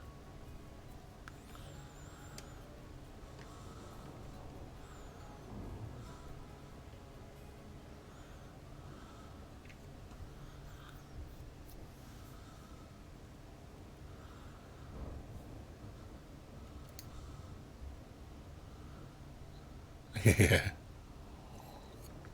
I must admit, I'm not a huge fan of mining. I find it a bit too grindy, and it as well. It is. Some of it's a bit, that void opal exploit that was it last year was a bit much. I know they're still very profitable, but that was ridiculous, wasn't it, when it was when they first brought them out. It's been a good year since I played though, so a fair bit's changed.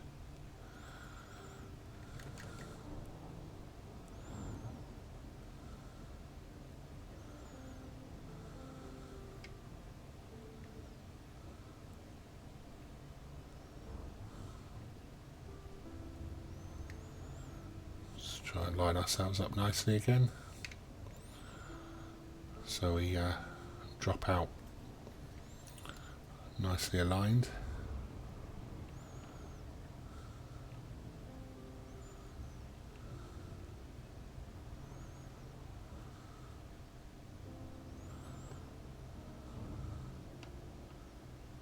Yeah, there is that. I guess it depends how you want to play, doesn't it? I mean,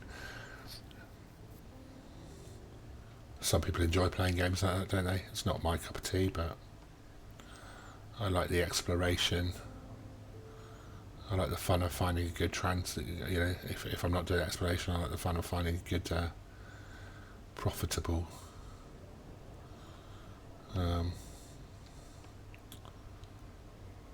what am I talking about? Transport route.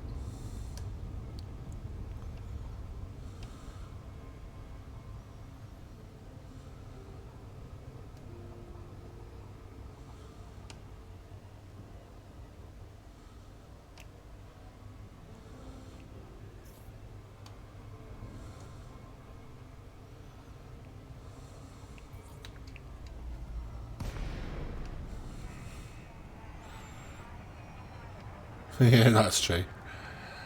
That's true.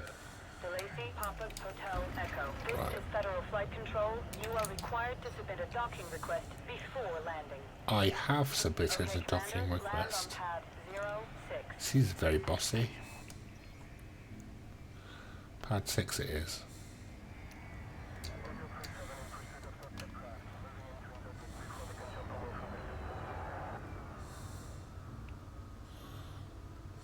Yeah. They're not a bad little ship. They're so manoeuvrable. I mean, they're not. They don't last 5 minutes in a firefight, but 1,000 meters they're from good. They are a touchdown. good starter ship. They're good fun.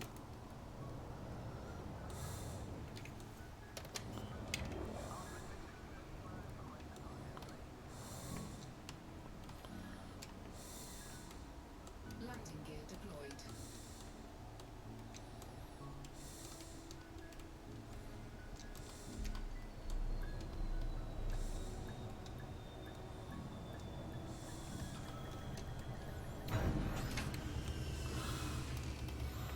Nice one.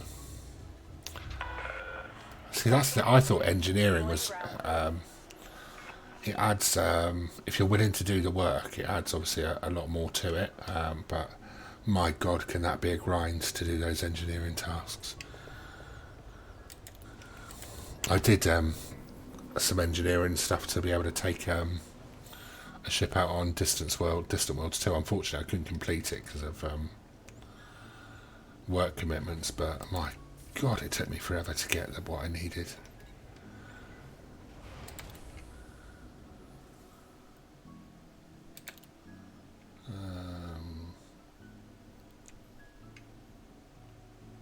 Oh, good. I'm glad it's got easier. 'Cause God, I spent hours and hours just to get a decent FSD boost. Okay, that's good. That's done. Right. So now we're on to the. Let's see if we've got anything for our return journey. I don't think we're going to have much luck with this, but it's making life hard for us on purpose. But still, this final job is... Oh, no, that's a kill. Don't want to do those, and it's a ground job. Okay. We're gonna go get this black box. We might get in trouble. Well, we might get chased, so that'll be an opportunity for you to see an interdiction attempt. Hopefully not a successful one. And I will show you how to, if you're carrying illegal goods, how to enter a terminal without getting scanned as well. So we will launch. I'm a Star Trek Online veteran used to mine with 50 characters a day to avoid spending money. Oh dear.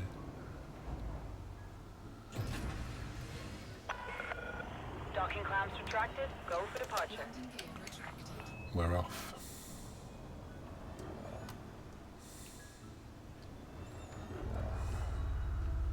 Oh, no. Oh, that was close. Oof. I'm still a bit iffy with these sidewinder thrusters. Right, let's get locked onto this last transaction, which is right back at the... Oh, there it is, back at the star. It takes a few seconds to get there, but it's not like we've got anything else to do.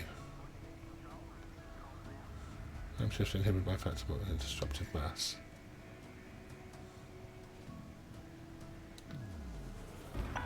I'm outside of Clear that. of station perimeter. Take care, Commander. There we go. That's being a bit weird. 50 characters a day, Jesus.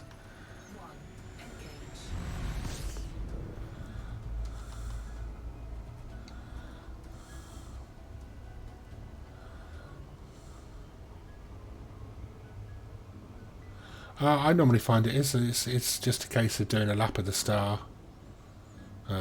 But if we get there and I can't see it, then yeah, we'll use the FSS.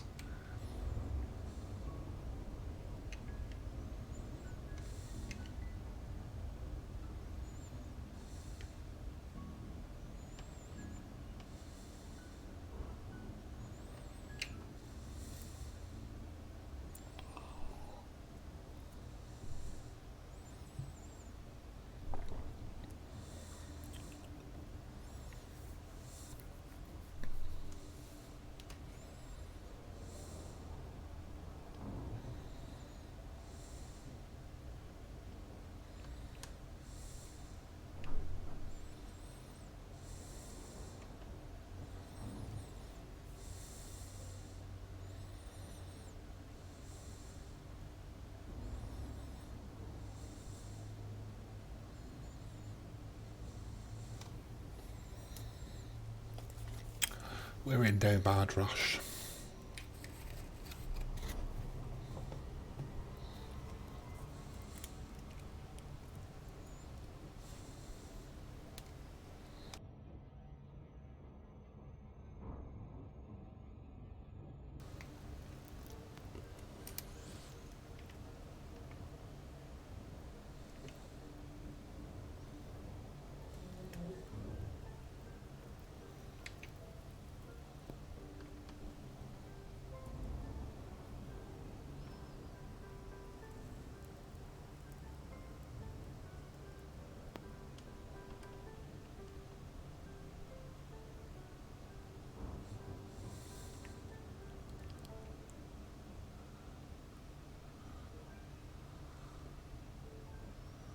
Yeah, but I like the cruise.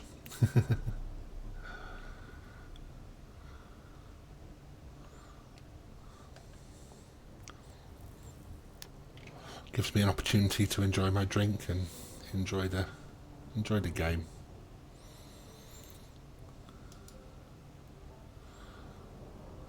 Degraded, what we got here?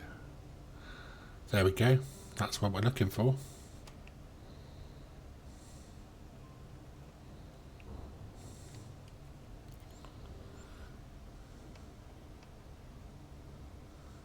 I like the Hutton Orbital. I like going for that.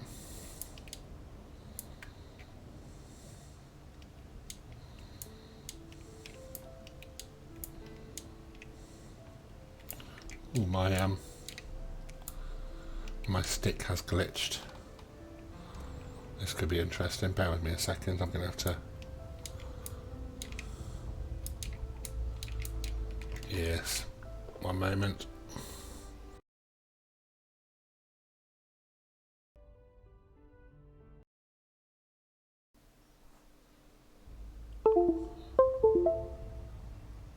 That was the wrong thing.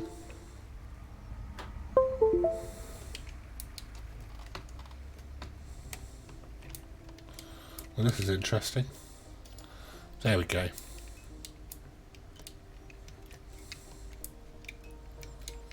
Right. Sorry about this. Technical difficulties. Just got to get that profile up and running. There we go. Yeah.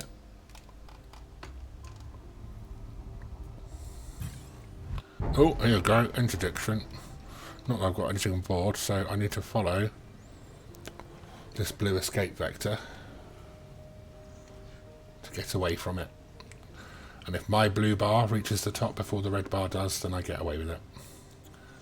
Which it looks like we're going to do quite comfortably. There we go.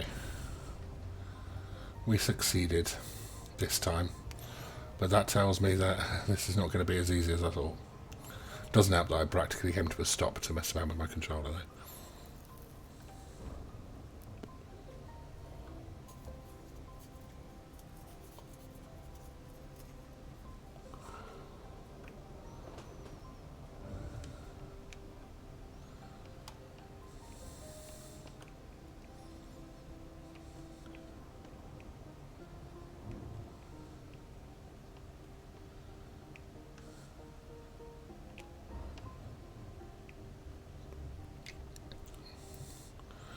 keep your wits about me now. Don't want any more of that nonsense.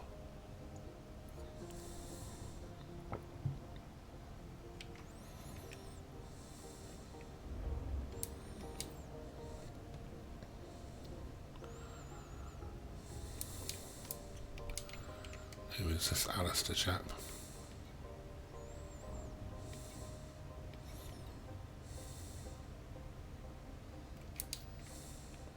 Don't know.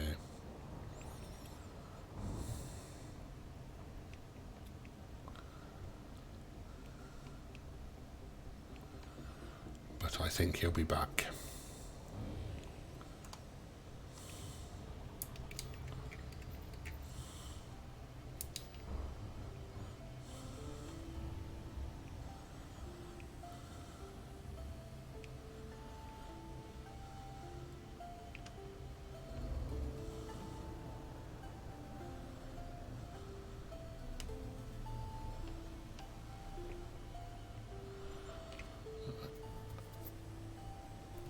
So I want to get in, get this black box, and get out.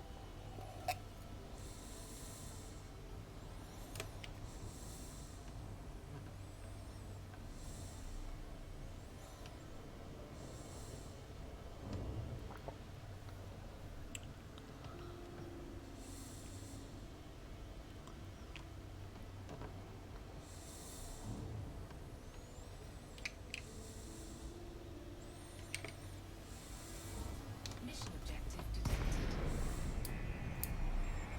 Right, let's see where. Canister, black box. That's the one.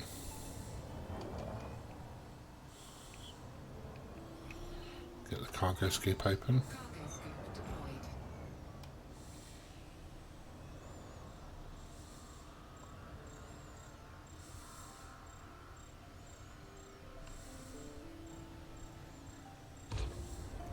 And we have company. So we need to get on with this. Mission objective complete. Mission critical message. Shields offline. Oh dear. We have a problem. Warning, hull detected. Right, that is what happens when you take a mission that you are not ready for. We had two baddies who were far more powerful than us. Yeah, no more problem. There we go. So, obviously we've lost that mission. But we did the rest, and that was why I did it in that order, is in case something like that happened. And here you go, so here you see the replacement screen. Because the Sidewinder is a free ship, all I'll be paying for here is to purchase the upgrades. So I can do that for 1,086 credits, which isn't so bad. So yeah, we're good. We can rebuy it as was, as outfitted, without any problem. But if it had been an expensive ship, that would not have been good. And it's going to take us to Renabot Gateway in the current system. So there you go. Mission critical message. That's what happens when you're not ready. So we've got a incoming enemy alert, which obviously we know about. But if we'd have taken them out, we'd have got extra money. And then, yeah, lost cargo. Can't complete it. So what we have to do now is abandon the contract, if it's still there, which I imagine it is. And is there a fine option? No, I don't think there is. I think we're going to get away with it. Unless I'm misreading this. Doesn't appear to be any penalty, so we can abandon that. No, I had no chance. There were two of them. So, even one of them would have been bad enough, but there was no chance of killing two of them. They were clearly destined to destroy me, but that's what happens when you take a really high-paying mission in a crap ship, isn't it? You're not in a Sidewinder, is always a possibility. So there we go. A true lesson in just how brutal this game can be. Right, let's see what we have available here, shall we? we're still better off than we were when we took those missions, so it's not the end of the world. We have. We'll just check outfitting because I didn't see a charge for. Oh no, I have still got the fuel scoop. I didn't see any charges for that, so that's fine. Let's look at the mission board.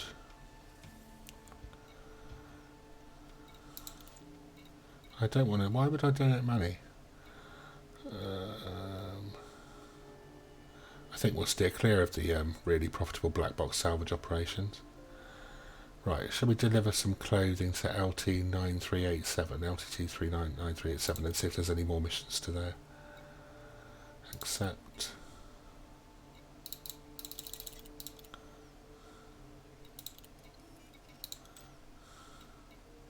That was from this guy, wasn't it? Yeah. Oh, only donations on that one. Nothing on that one. Nope. New. Oh, no missions available from them. Oh, that was his. Oh, I see. Okay, that was his mission. No. Okay. So we can take 3 units of clothing there. So we might as well. We have 7 spots left on the ship for buying goods. Let's see what's most profitable. Slaves. Dodgy, because if we take them to somewhere that doesn't, where it's illegal, then you can get in trouble. And weapons can be illegal at certain destinations as well. But why not give it a try? Because we can make some serious money on them. Cargo hold at maximum capacity. Yep, I know. I filled it up. Right. Let's plot our route. What's that all about? That's where I'm at the moment. I don't get it. Okay, never mind. Deliver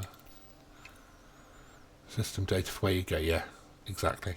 No, I don't have the system data. I didn't think I would have because I've only literally been playing for, I don't know, a few hours, a couple of hours. So we could buy it. Oh no, we can borrow it. Well, no, we can purchase the trade data. I don't think that gives us what we need though, does it? Don't think we have enough system data to. No, we can't get the exploration data. Let's plot the route. 2 jumps.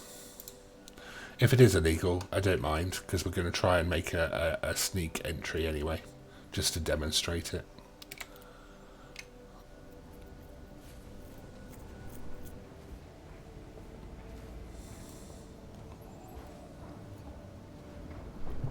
So we'll pretend, either way, we'll pretend like it's illegal. Ship released.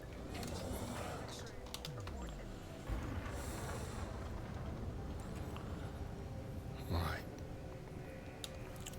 Shouldn't take long to get clear. Again, it's only a little station, so the mass lock's pretty minimal. There we go. Shield drive charging. A civil liberty reported in this sector. Yeah, so entering this, so it's telling me there I've got illicit cargo, so in the sector I'm currently flying into, or the system I'm flying into, what I'm carrying is illegal.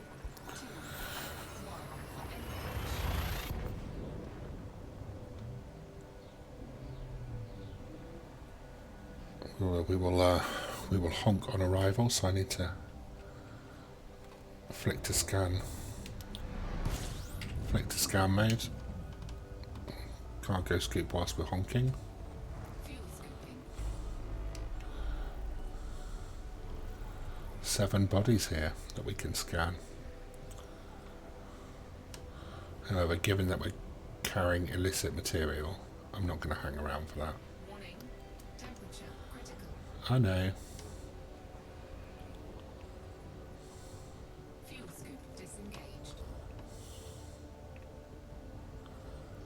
Yeah, we don't want to mess around. Not illicit in this system.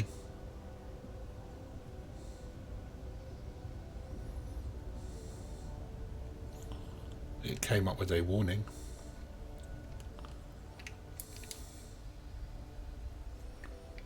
Or is it illicit in the destination? But it shouldn't give me that on a... Frameshift drive charging. Oh, illicit. Oh, it's just... yeah. Right hand side. Outbreak report. Oh, right. Yes, of course. It normally does. Yes, it does, doesn't it? Oh dear, here we go. We've got someone who doesn't want to... who wants to take us out of the sky again. But we were already in the jump process, so he didn't get us. Yeah, no, it wasn't, was it? No, it's just, yeah, I see what you're saying. It's just telling me that it's generally illicit.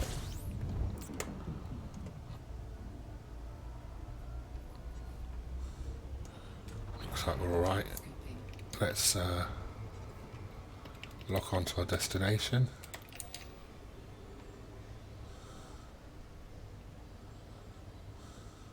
Fuel sync disengaged.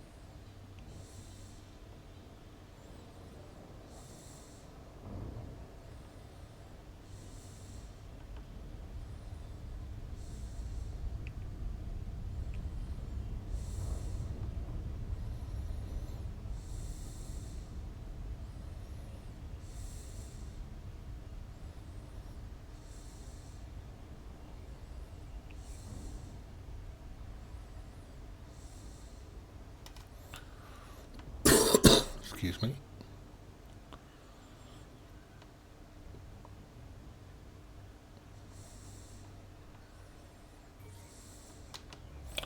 Okay, so what I'm going to do, I'm going to pretend like I've got illicit cargo, and I'm going to deliberately boost away from the entrance, so that I'm outside of the mass lock. Yeah, now it's illicit, yeah. I did think it didn't tell you that above there until you got to the station, to be fair. So it might well have been illicit in the last state. It would have been if potentially it was inhabited, wouldn't it? So now I do need to be careful on this. We need to try and get in without being detected. So we're a good distance away. I'm going to turn back towards the station. And now I can see the port. I'm going to power down to 0. I can see the entrance. I'm going to try and align myself as best I can with the centre of that entrance.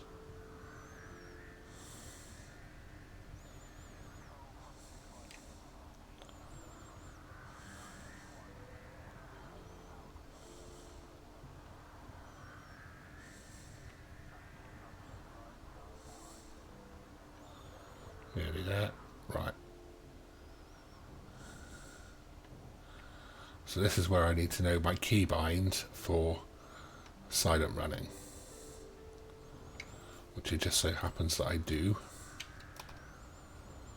I'm going to power up towards the entrance, start boosting, and as soon as I get close enough to ask for docking permission, I'm going to ask for it, then go into silent running. And hope that I do it quickly enough so that no one can scan me. And then we're going to fly in pretty damn quickly.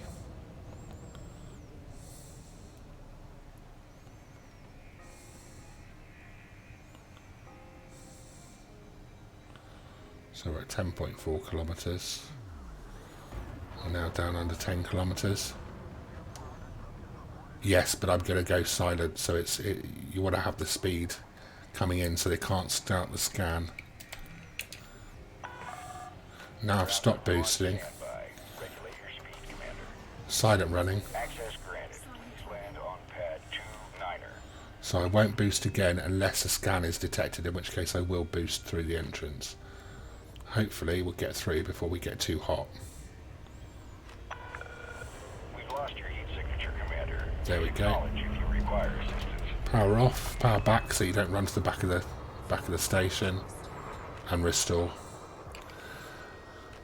Drop the landing gear, find a pad. There we go.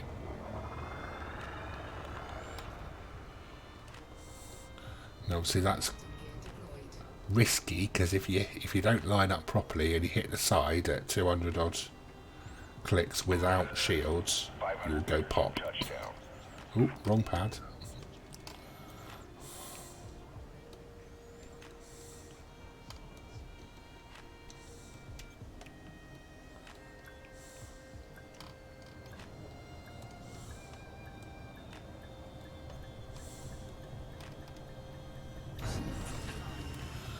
There we go.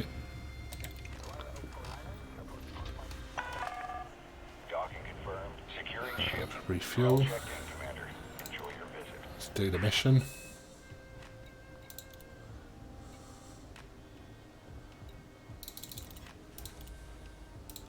Job done. Now, commodities market, and we will find that we cannot sell these in the commodities market because they're illicit here, so we have to hope that we have a black market where we can sell battle weapons. However, we're going to sell them at a loss here, which is not what we want. That's very disappointing. So we need to see. It's a shame, we're going to have to carry them somewhere else. Oh dear. Sell to market. We can sell them in... Where are we at the moment? Aren't we in LTT 9387? Is Ferguson Gateway here? 9387, yes. So if we go to Ferguson Gateway, and let's look at navigation. So if we go here, we should be able to sell them for a profit. So let's go do that. But again, we need to be cautious on leaving.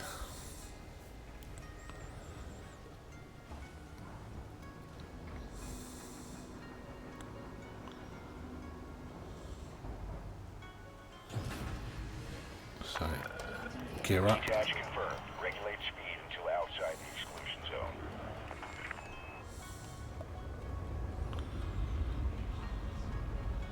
So I'm not going silent yet. I'm going to exit. One boost. Then go silent. Shields offline. Silent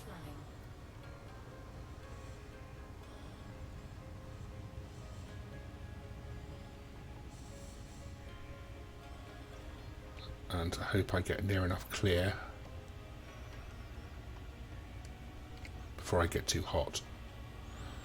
I'm starting to get too hot, but I'm out of the zone, so we can restore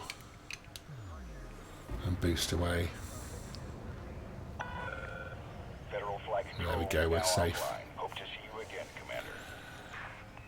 Right. I'm going to let those shields recharge, sorry.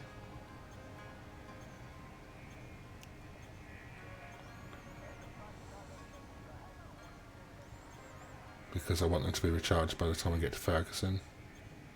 Shields online. There we go. Drive charging.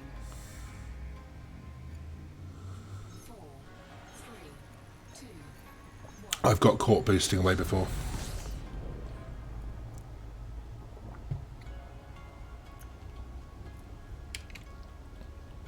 and ended up with a fine.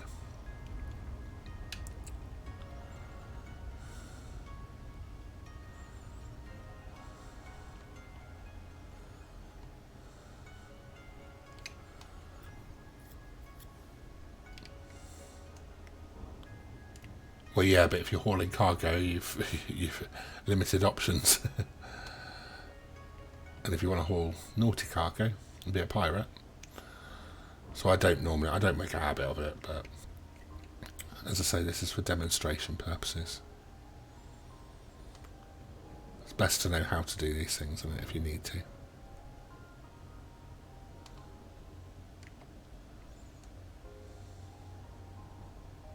Yeah, as I said, demonstration, so you know, not everyone's in that position all the time, so knowing what you can do is not there's no harm to it.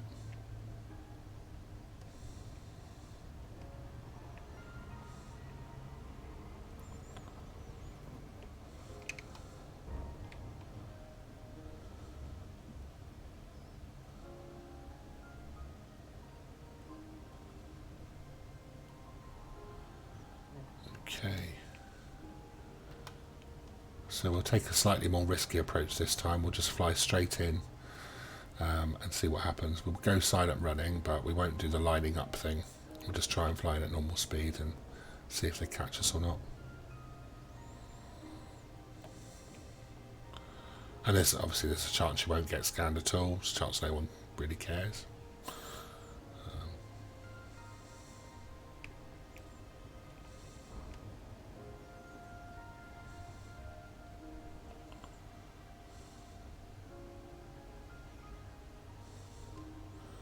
I'd be surprised if it's not, given the price they're paying.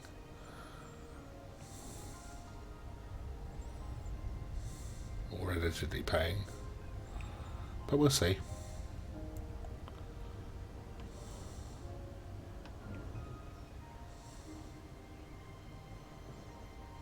We're coming in from the wrong side. That is not what I want under these circumstances.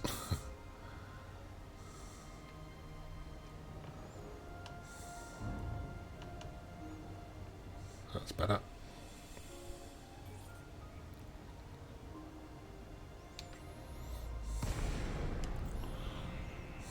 No, it looks like you're right. It's not Alyssa here.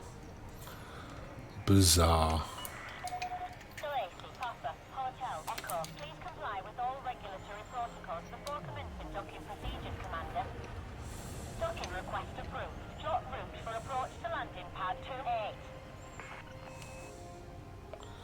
I'm on my way.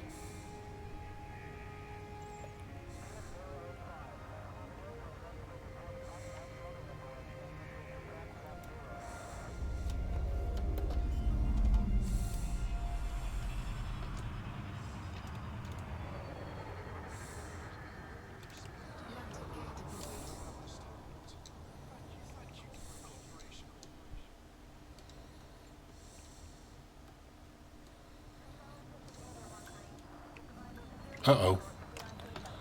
That was not meant to happen. What on earth? I think I hit a tower. That was unfortunate.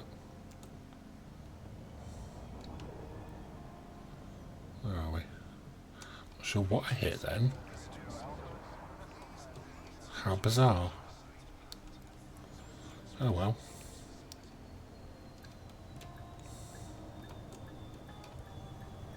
Wasn't coming in that hot.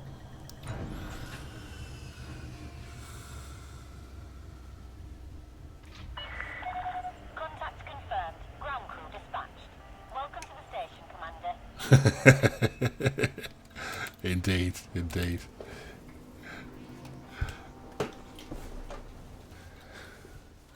Does it not count as ship count 1? I haven't killed this ship. I only killed one ship. Right, so seeing as it's not illegal, we should be able to sell these on the commodity market. There we go. Oh dear. Right, now that lied to me because that told me I could sell them at a profit here. Well, that's bad. At least it's only a 2,000 credit loss. I'm going to get rid of them because they're doing my head in.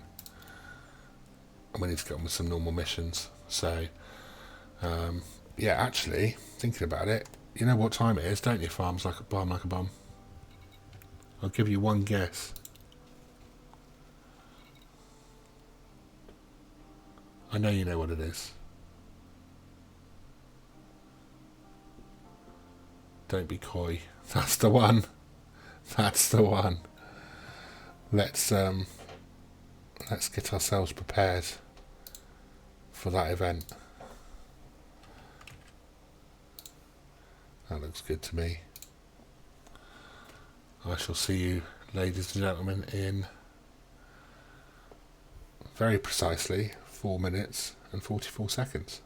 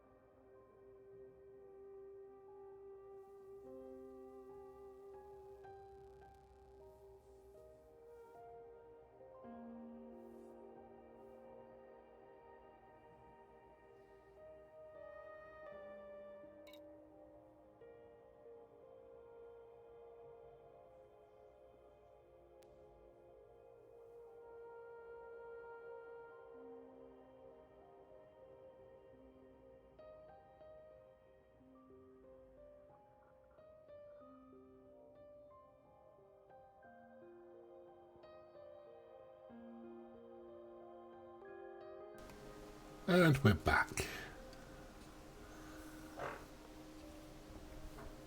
Let's see where we're at. So, we have 619,000 now, which is okay. I'll tell you what, let's have a look at the shipyard and see what our options are here. Oh, there's 11 different types of ship here, so we've got the Eagle's obviously a bit better than what we have, the Hauler. Cobra Mark III is not a bad little ship. We can't afford anything beyond that. I'm tempted to get the Mark III. It's got cargo capacity of 18 tons, so it's more than we've got at the moment. And we can remove some of this nonsense and potentially outfit it to a decent level. What do you think? Should we give that a go? Try a different ship.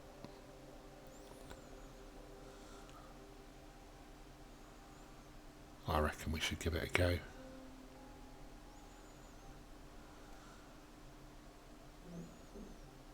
Yeah, let's do it. So we've got two choices here. We can, and you always have this option, you can either store the current ship that you've got and buy the new ship outright, or you can trade in the current ship that you have, and obviously that comes off the bill. Now, because all I've got, the Sidewinder's free, so the ship itself you don't actually trade in, but we can trade in the parts that we bought, and we might as well do that because the chances are they're not going to fit on this ship. It's a fair bit bigger, so they probably won't match up on compartment size. So we'll exchange. You will permanently lose your current ship and modules. You cannot undo this. Yes, I'm aware of that. And now we will get our brand new Cobra Mark III. So, slightly different looking cockpit. 2 chairs. Right, we're going to go back into Starport Services. And we're going to get outfitting.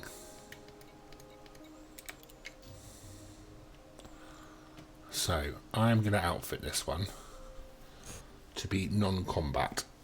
So, I'm going to sell these lasers.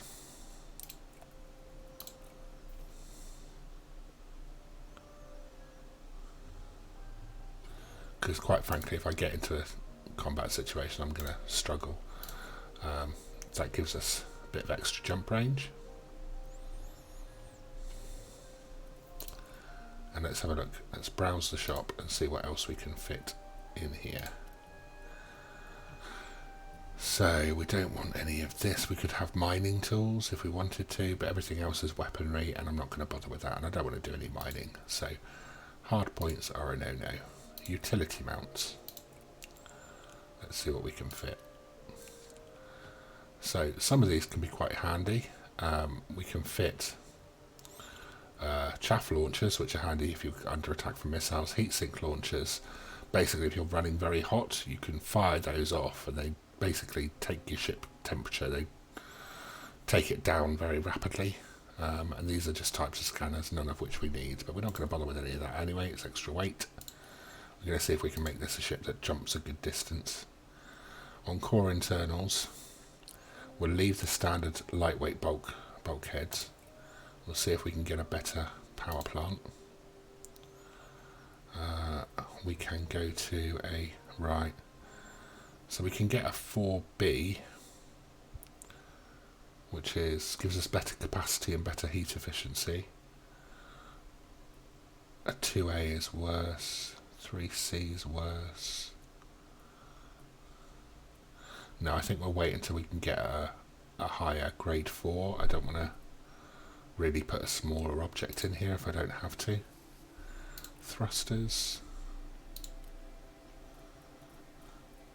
So, right, so we can't afford these higher things, but we can go to a 4C thruster, but that's quite expensive. So we'll just go to 4D, Gives us better jump range, better top speed. It'll do us for now.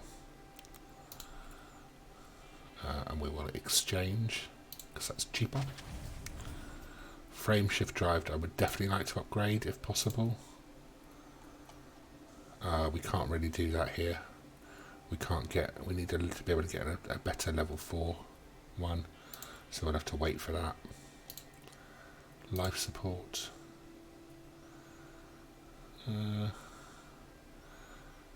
Not really worth bothering with, because we're not going to get in that situation anyway. Or if we, at least I don't think we will. Power distributors. Right, we can go right the way up to a really good one. But I think a 3C will do us for now. And we'll exchange. Sensors. Again, we can go right the way up, but we'll go for the intermediate.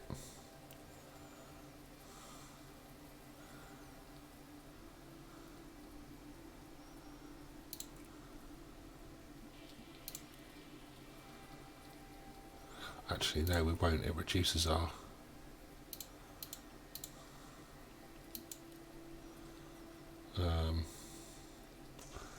top speed. That's the best choice for us, is to go to the D for now. And fuel tank, I don't think we can do anything with that. No, we can't. That's good enough though, a 16.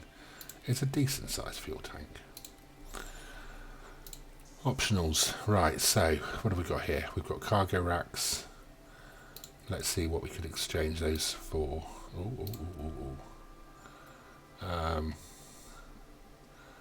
FSD, and what have we got here? Extra fuel. Right, we could try and get a level 4 fuel scoop, which is good for distance travel. We can't afford a 4A. We could go to a 4C, I think is probably our best bet. It means we can scoop 1/4 of a ton a second, which is pretty good. It's expensive, but it's not a bad option. The 3B is actually less than that. So I think the 4C and the 4D, what's the 4D? Oh, 4D is 0.2 of a ton a second, significantly cheaper. Yeah, we'll do that, that's enough. And again, we'll exchange. So we'll upgrade this cargo rack to a 4. There's nothing else I want in here, is there? No, we're going to go for cargo then. So we'll take that to a 4E cargo rack. We'll exchange again. Now this shield generator, we can probably, where's shield generators? There we go. We're on a 4E. If we could get to a 3B is a bigger power draw, but it's enough to cover the ship. It's less powerful, but it's still, yeah, I don't know if I want to do that. I don't know whether we might be better off leaving that as it is for now, until we can upgrade to a level 4. D is really what we want, so we'll leave that. Now this we could upgrade to a, oh, I'll tell you what we could do actually. Could we? I don't know. No, we'll leave that, and we'll get lots of cargo racks. So actually, what's a, well, not a fuel scoop, a fuel tank. What could we get extra in a fuel tank? Only an extra 4 tons. Probably not worth it. Nah, not worth it. So we'll go with cargo racks instead. Exchange.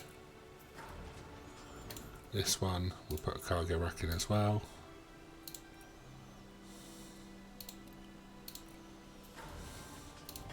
And in here. Taking a bit of a risk here because I'm spending a lot more than half what I have. The insurance for this will be 23.9, so we should be alright. We can use an insurance claim if we have to. Super Cruise Assist I don't need, so we could put a cargo rack in there as well. We actually get some money back by doing that. Advanced docking computer I don't need either, so again we can stick a cargo rack in there. And I think that is, let me just check something here. Surface scanner. Ah, yeah, I forgot they're really expensive. They're 250 grand. We don't need that yet. So that's a better situation. We've now got a jump range of between 11.79 when we have nothing on board, down to 9.81. So we've increased our jump range by a couple of light years, and we have a quicker ship as well. So our top speed in normal conditions is 289 meters per second, which is faster than our boost speed was before, and our boost speed is up to 412. So that's pretty good. Let's come back out of here and let's have a look here at inventory. We can now carry 32 units. That's pretty good. We need to set the fire groups. We have no weapons, so we'll have the discovery scanner on the standard fire button, and we'll have the data link scanner and the composition scanner on a separate fire group. That is us done. So, commodities, not commodities, mission board. What do we have? We can have 155,000 for an outbreak data transportation. Might get hostile ships sent against us. Let's give it a go. And that was to Ether, whatever it was, wasn't it? Can't remember now.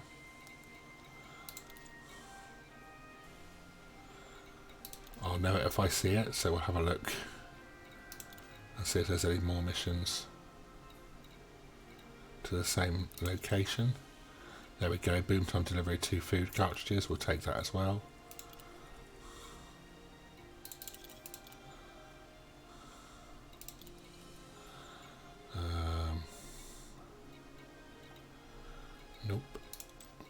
Nope.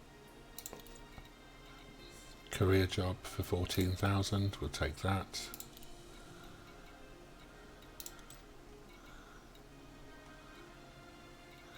No, that'll do. Right, mission board. Oh no, what am I doing mission board? I just came out of there, I want to get out of here.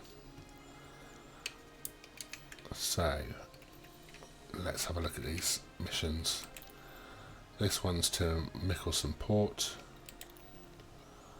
This one's to Volynov Gateway. This one's to Murdoch Dock. So they're all to different places. The one with the risk attached to it was, I think... Oh, it's not going to tell me in here, is it? Oh well, never mind. Let's go to our galaxy map.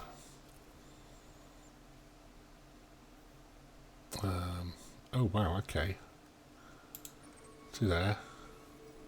Plot me a route. There we go, only 2 jumps. And we do have a system map for this one, so we can have a look in here and see what's what. So they're a fair distance from the arrival point. That one's the close one, so we'll do that one first. Plot the route. And let's take this for a spin. We'll get out of the mass lock range much quicker with this than we did with the Sidewinder.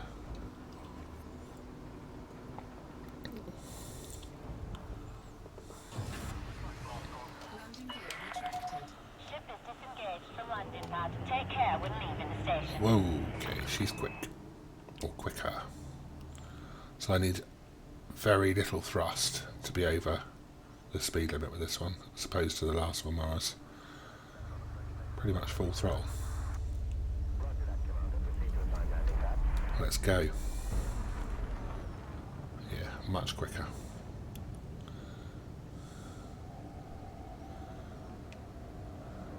So the beauty of this one is, if we get in a little bit of trouble, we can outrun a lot of ships. Not everything, but we've got a fair chance of getting away. And there's more we can do to improve that, which we will do when we can afford to. We're ready to jump already. Speed is in your fire zone. Goodbye, Commander. Goodbye.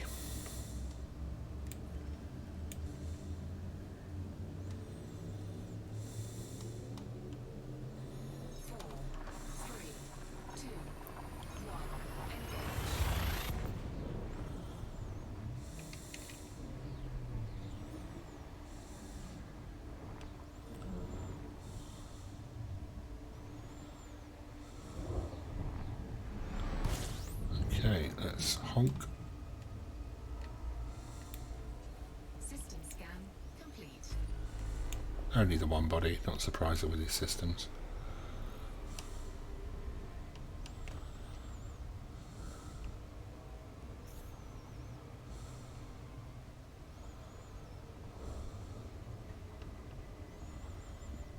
And we're off again. Drive charging.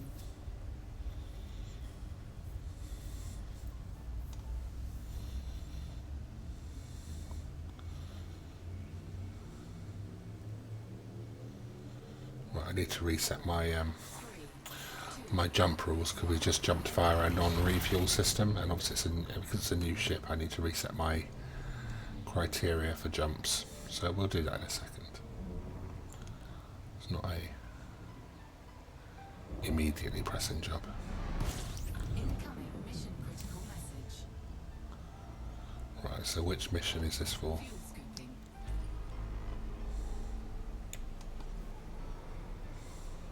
Let's have a look whilst we're... Oh, did it in 6 minutes and we'll be happy. Okay, let's try that. Fuel scoop disengaged. Yeah, I guess when you're struggling with the... Yeah. Mind you, now you've freed up your CPU power, you might be able to...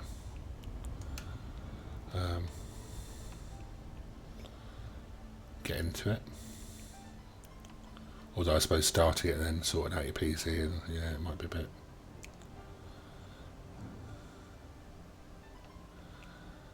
icky. Let's come round on the right angle. Yeah. Yeah, makes sense. I get that.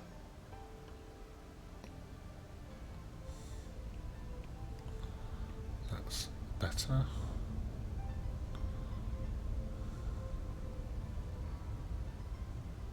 Did I honk here? I don't think I did I? There we go.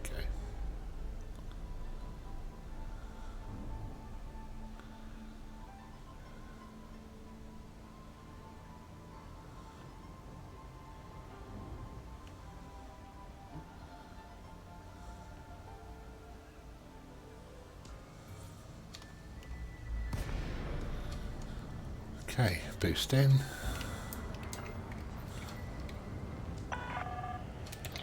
Pop-up Hotel Echo.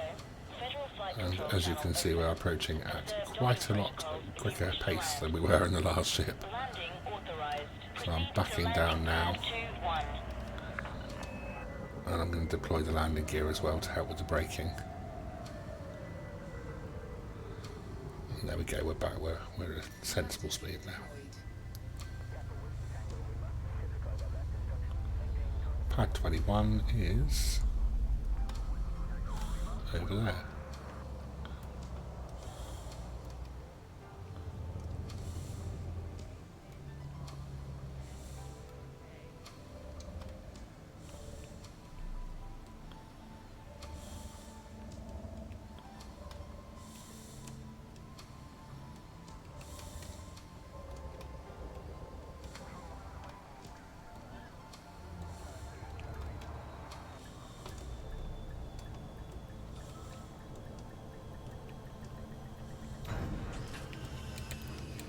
Okay. Landing complete. Deploying ground services. Right, let's do our thing here. 14849. Did we get the bonus? Yes, because we got 19849 in the end. Right, let's get out of here. We'll have a quick look in outfitting and see if we can upgrade anything that we hadn't before to a better level. So particularly the frame shift drive I'm interested in. No, we can't. And what else did I want to look at? The power plant.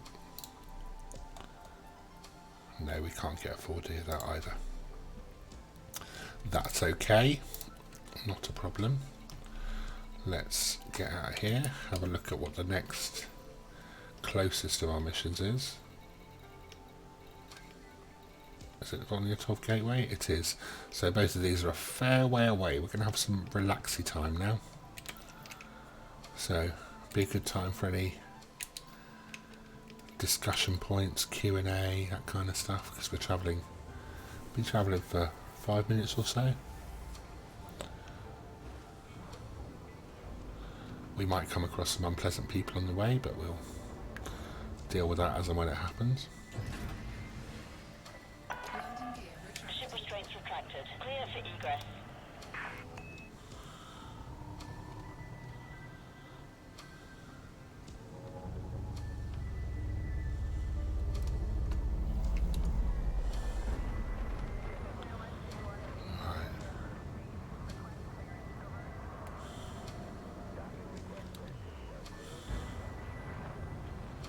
Kind of had to double back on herself a bit here. Okay, someone's scanning us. That's not very friendly. Probably just local authorities. We'll get a little message in a second about that, I expect. But we'll start a jump. Charging. No, we didn't get a message. 2, 1, engage.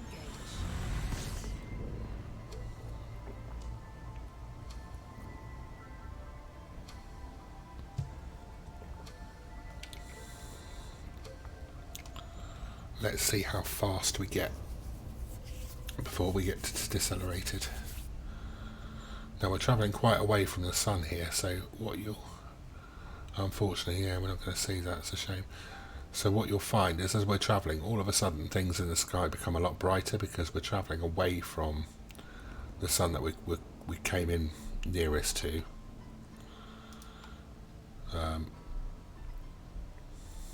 And travelling towards another one. So at the midway point everything will become very, very much brighter. You start to see more and more stars as sort of the background light from the star you're moving away from diminishes.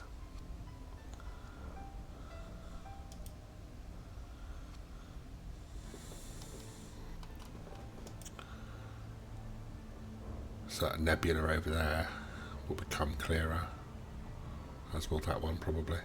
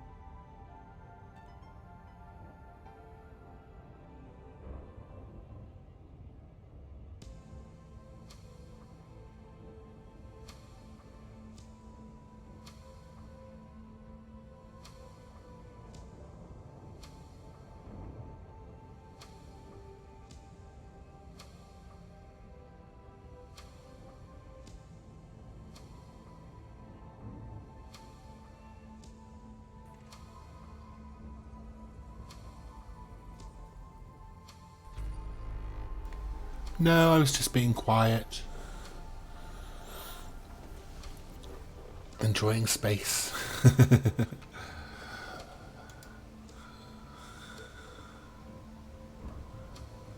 See that? I don't know if you can... I'm not sure if you can see that. There's a... what looks like another nebula coming into view off the right there we couldn't see. No, that's alright, mate.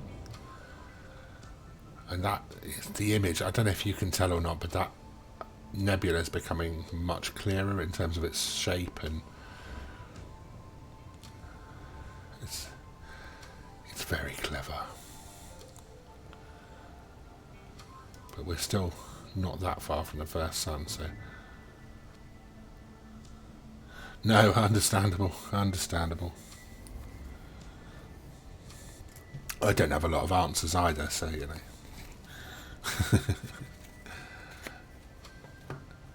Right, we're now going 200 times the speed of light. That's impressive stuff, isn't it?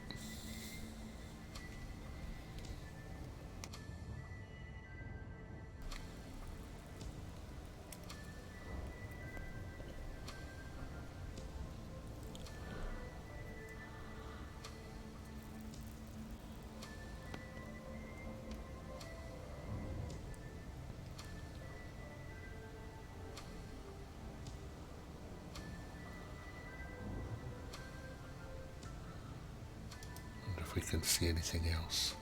There's, I don't know, again, not sure if you can see the difference or not, but there are now a lot more stars visible than were.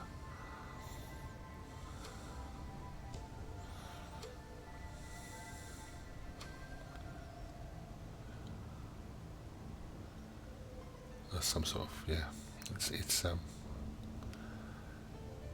I find it very impressive.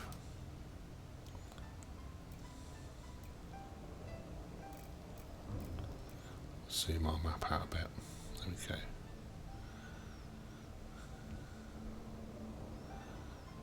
Well, that made a lot of difference.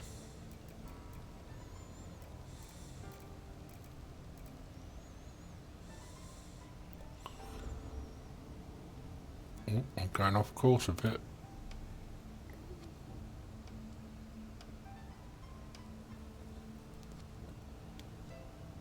Yeah.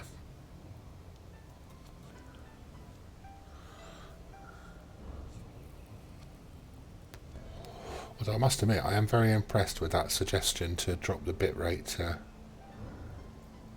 4,500. It's worked a treat, hasn't it? In terms of stabilising the stream and still putting out a decent, well, it seems to be putting out a decent image anyway.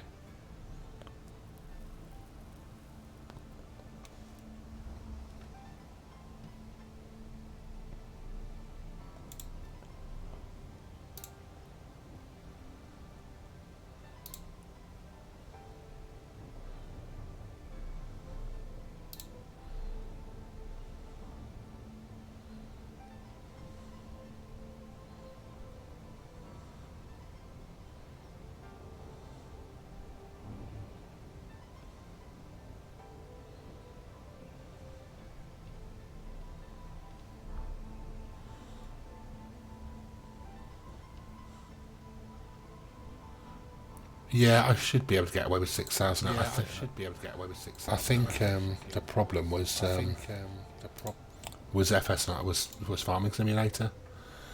That harvest thing. I don't know if you could actually broadcast at more than 1080p, to be honest.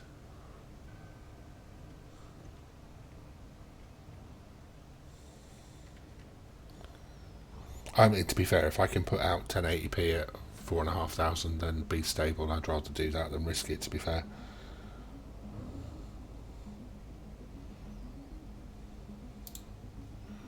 Doesn't seem to be much point in making life harder for myself.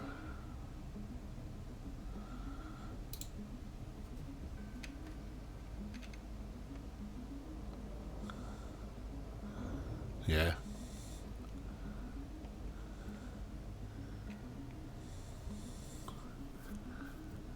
I think unless, I mean, I'm trying to think, in a game like this, I'm not sure you get much more from being at a higher, higher resolution.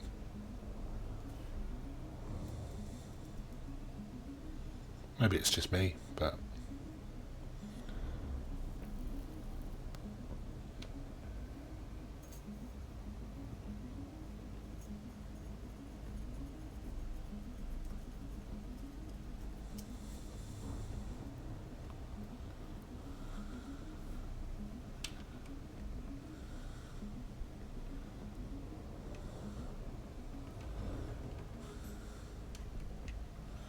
oh, well, that's good.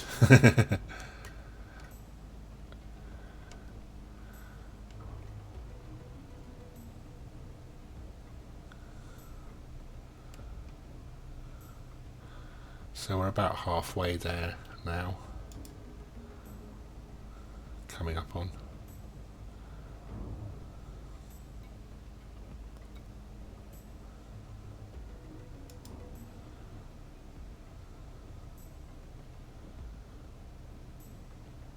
Just started to decelerate now, so we got up to about 770 times the speed of light, and now that we've passed the halfway point, the system's automatically beginning the deceleration process.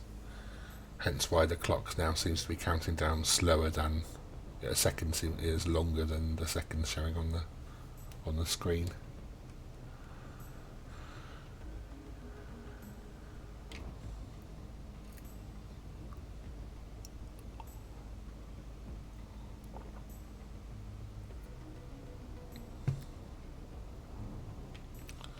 I am expecting to get interdicted either on this one or on the Murdoch dock delivery as we approach the stations. Which one was the highest payout? I can't remember. This one was 90,000. That's 155,000, so probably the Murdoch dock.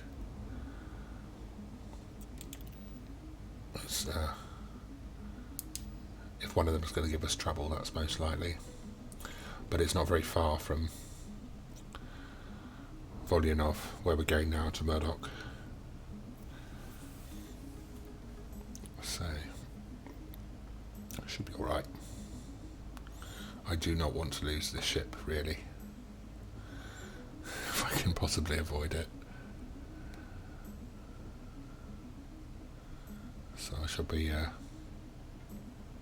doing my best to avoid any interdictions.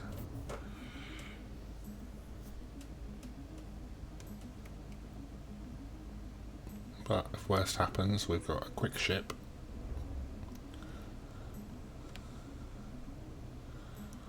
So we can try and run. And you'll remember yesterday I was talking about fuel and the two fuel bars. This obviously drinks fuel a little bit quicker, so we had that fuel bar, the top fuel bar, the one directly beneath where it says fuel of 1.31 per hour, was full when we entered the system after we'd refueled. So you can see how it's going down over the course of time. And so that 1 ton of fuel is what that bar represents. Now we've got a 16-ton fuel tank, so it's not a problem. But yeah, you can see more visibly when you're doing distance in like this in system. We're doing, what was it?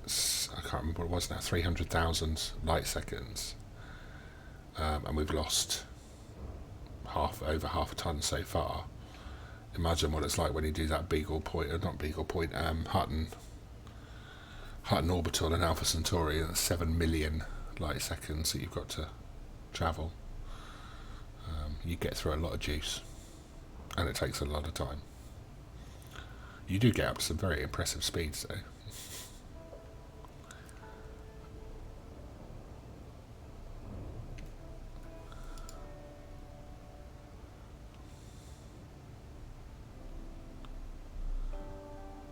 Tell you what I might do. Let's see if we can. If I turn this way, we might be able to see the Milky Way. Even though we're moving away from it, we might be able to see it on parallel to it. We might be able to see it through the roof. No.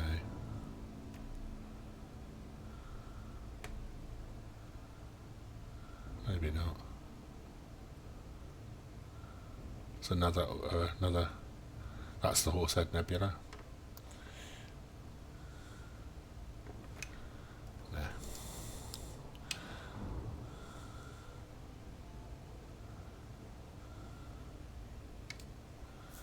That's the one we looked at the beginning of the stream that was way too far away for us to plot a route to.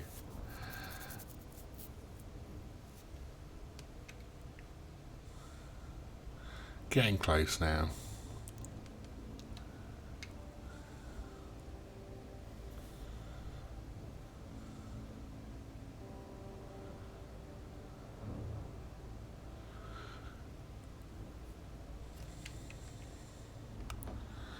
So I think what I'll do is I'll do these 2 drops and then probably call it a day for today, because we've just realised we've hit 10 o'clock. We'll just come out of nowhere.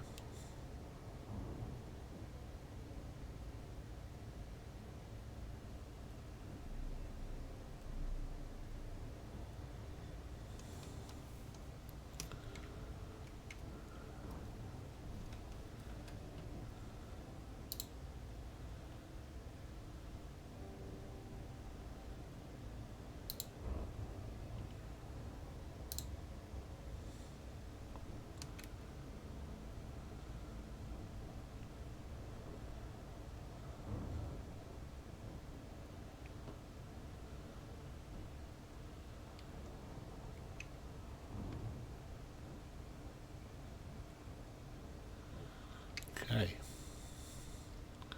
so this is another quite small station that will be landing on the outside of.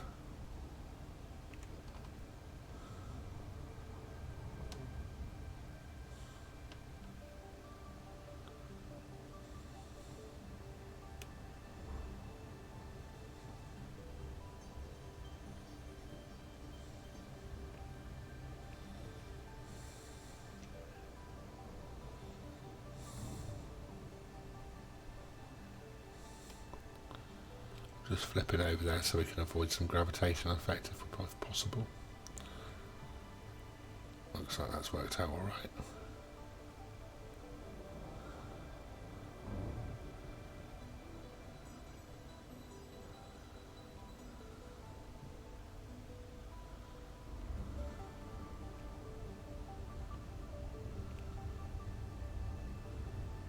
Yeah, that's okay.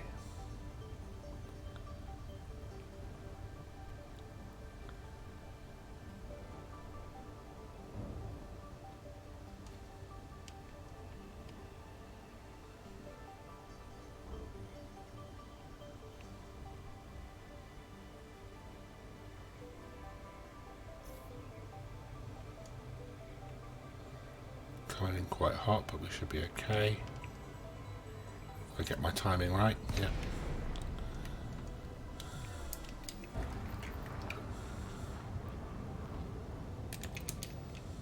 Docking request granted. Pad 1. I think I can see it. Slow it down a bit, we're coming in quite quick.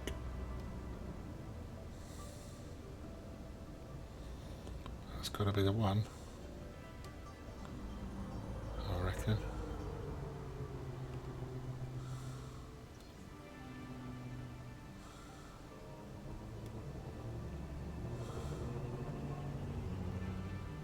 Yeah, that's it. We're just going to get to the right alignment here.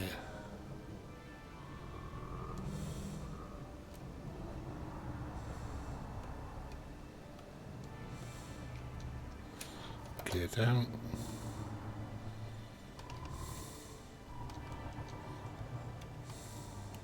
Landing gear deployed. The ship's quite a lot bigger, obviously, as you can probably see from the scale of the ship against the pad versus what the Sidewinder was. So you need to be a little bit more careful. Engines disengaged. It's easy to hit stuff around the pad. Okay, refuel.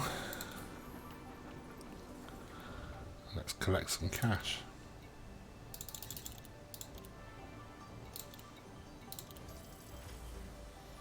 90 grand, not bad. So we're already making some money back, so if we do have a drama, we've got a fair chance of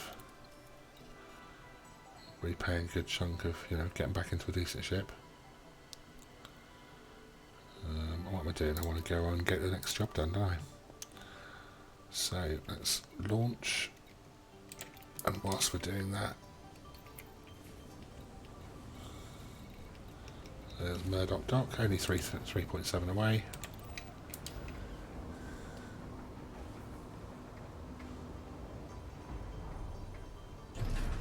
Ship released. Engines engaged.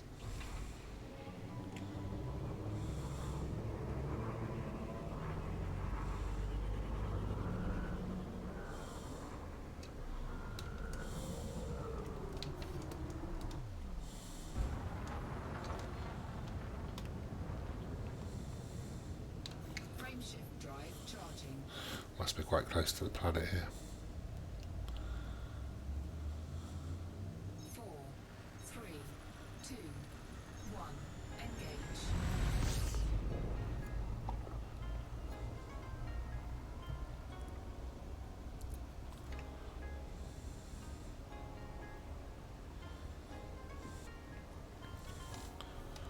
This won't take too long.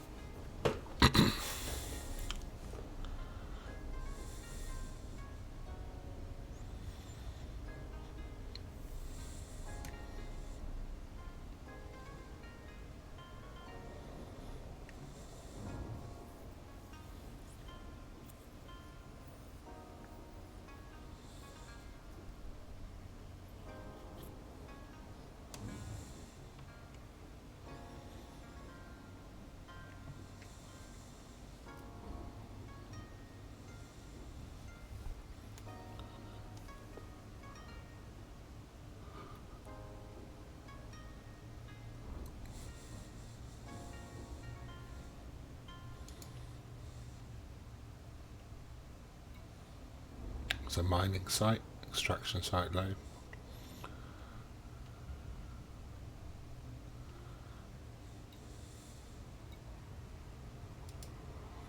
We are approaching halfway.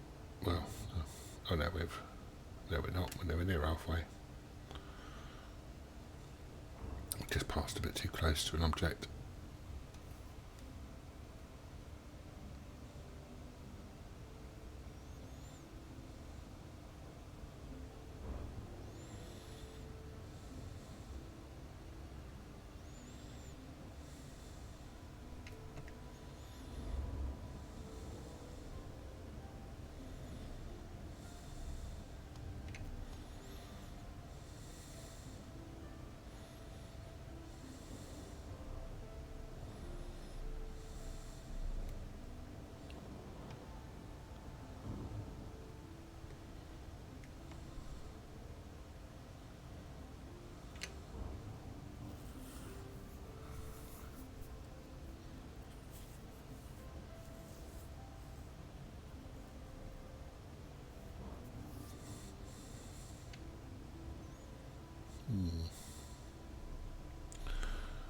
Multiple contacts, so we could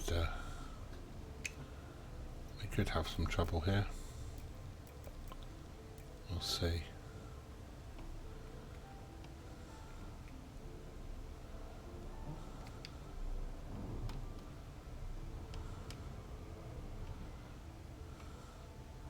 Let's take a high line in.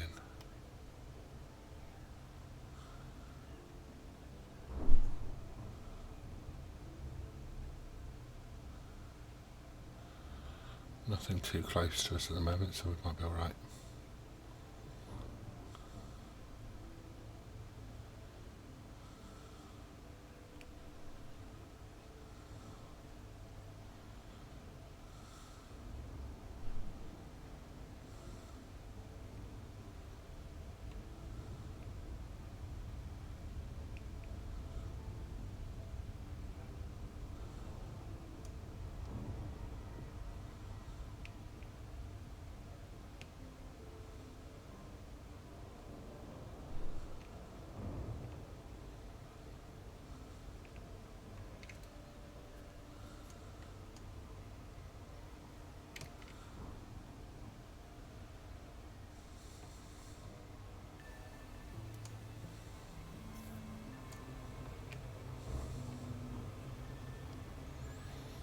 Coming in hot again, that's alright.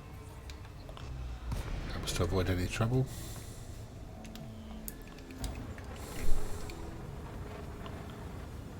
And there we go. Docking request granted.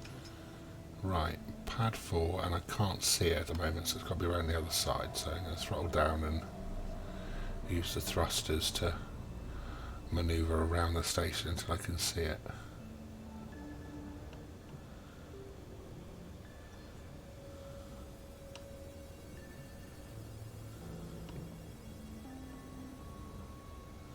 There it is. Need to flip over.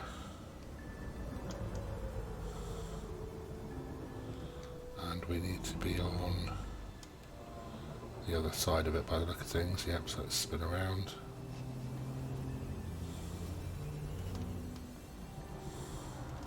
Drop the gear.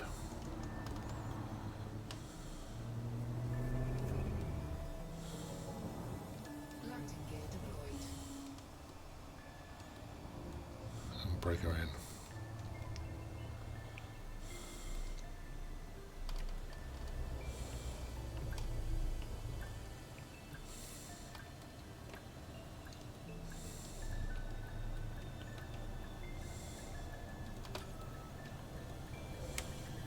That's pretty tidy. Engines disengaged. Right. Mission board.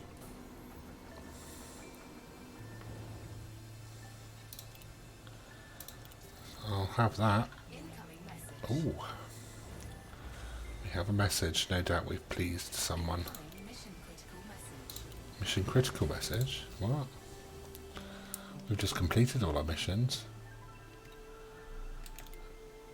Has secondary contract available. Please check the mission board for at the Ferguson Gateway.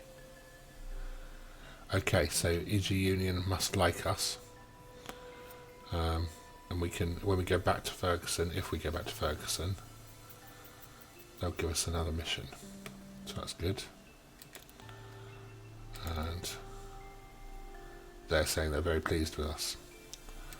So that's good. So Ferguson was, I think, not in this, yeah, it was in the system we came from, wasn't it?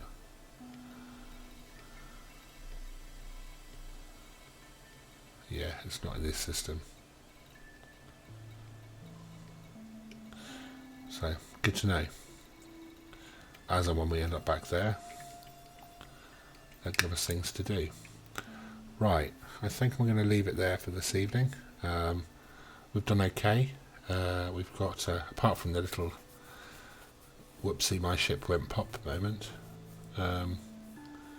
we've done pretty well. We have got 450,000, having bought a new ship and done a decent job. Actually, let's do one last thing before we go. Let's see if they sell any of the posh stuff we need. No, we don't want hard points. I doubt it. In a small place like this, they're not likely to do the upgrades we want. Might have to look it up. Oh, we can get the better power. We can get better power plants.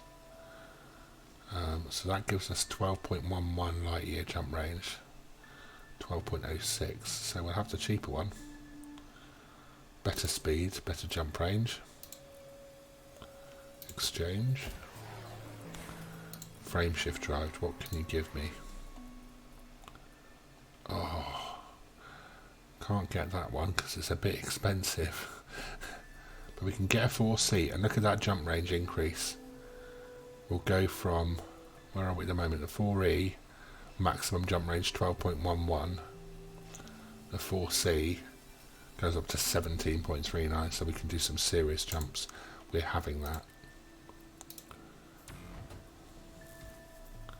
That's very good news.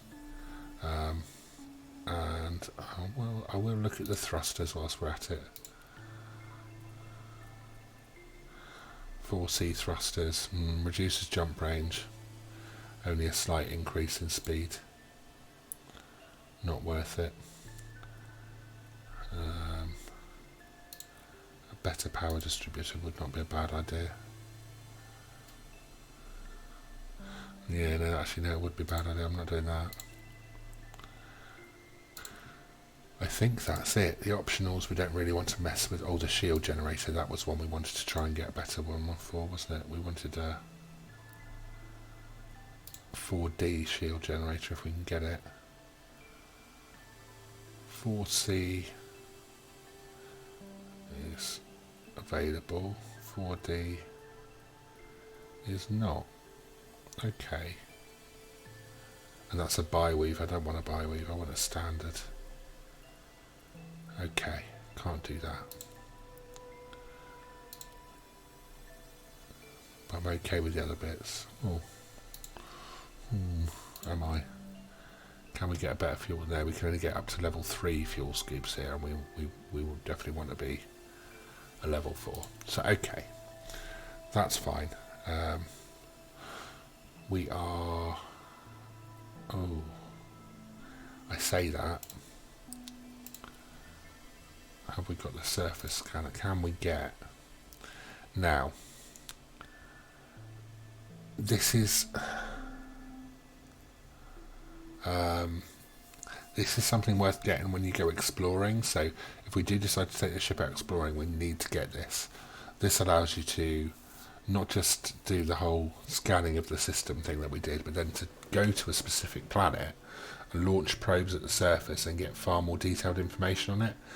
And when you do that, you earn a lot more money for... Oh, dearie me. You earn a lot more money for what you've done, for submitting the scans back.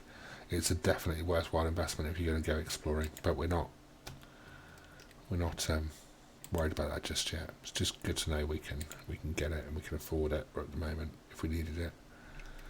Have I got any different liveries? I wonder. Oh, I have got some. I own that. I don't own these. They'd cost me arcs. Yes. No, I can't be dealing with that.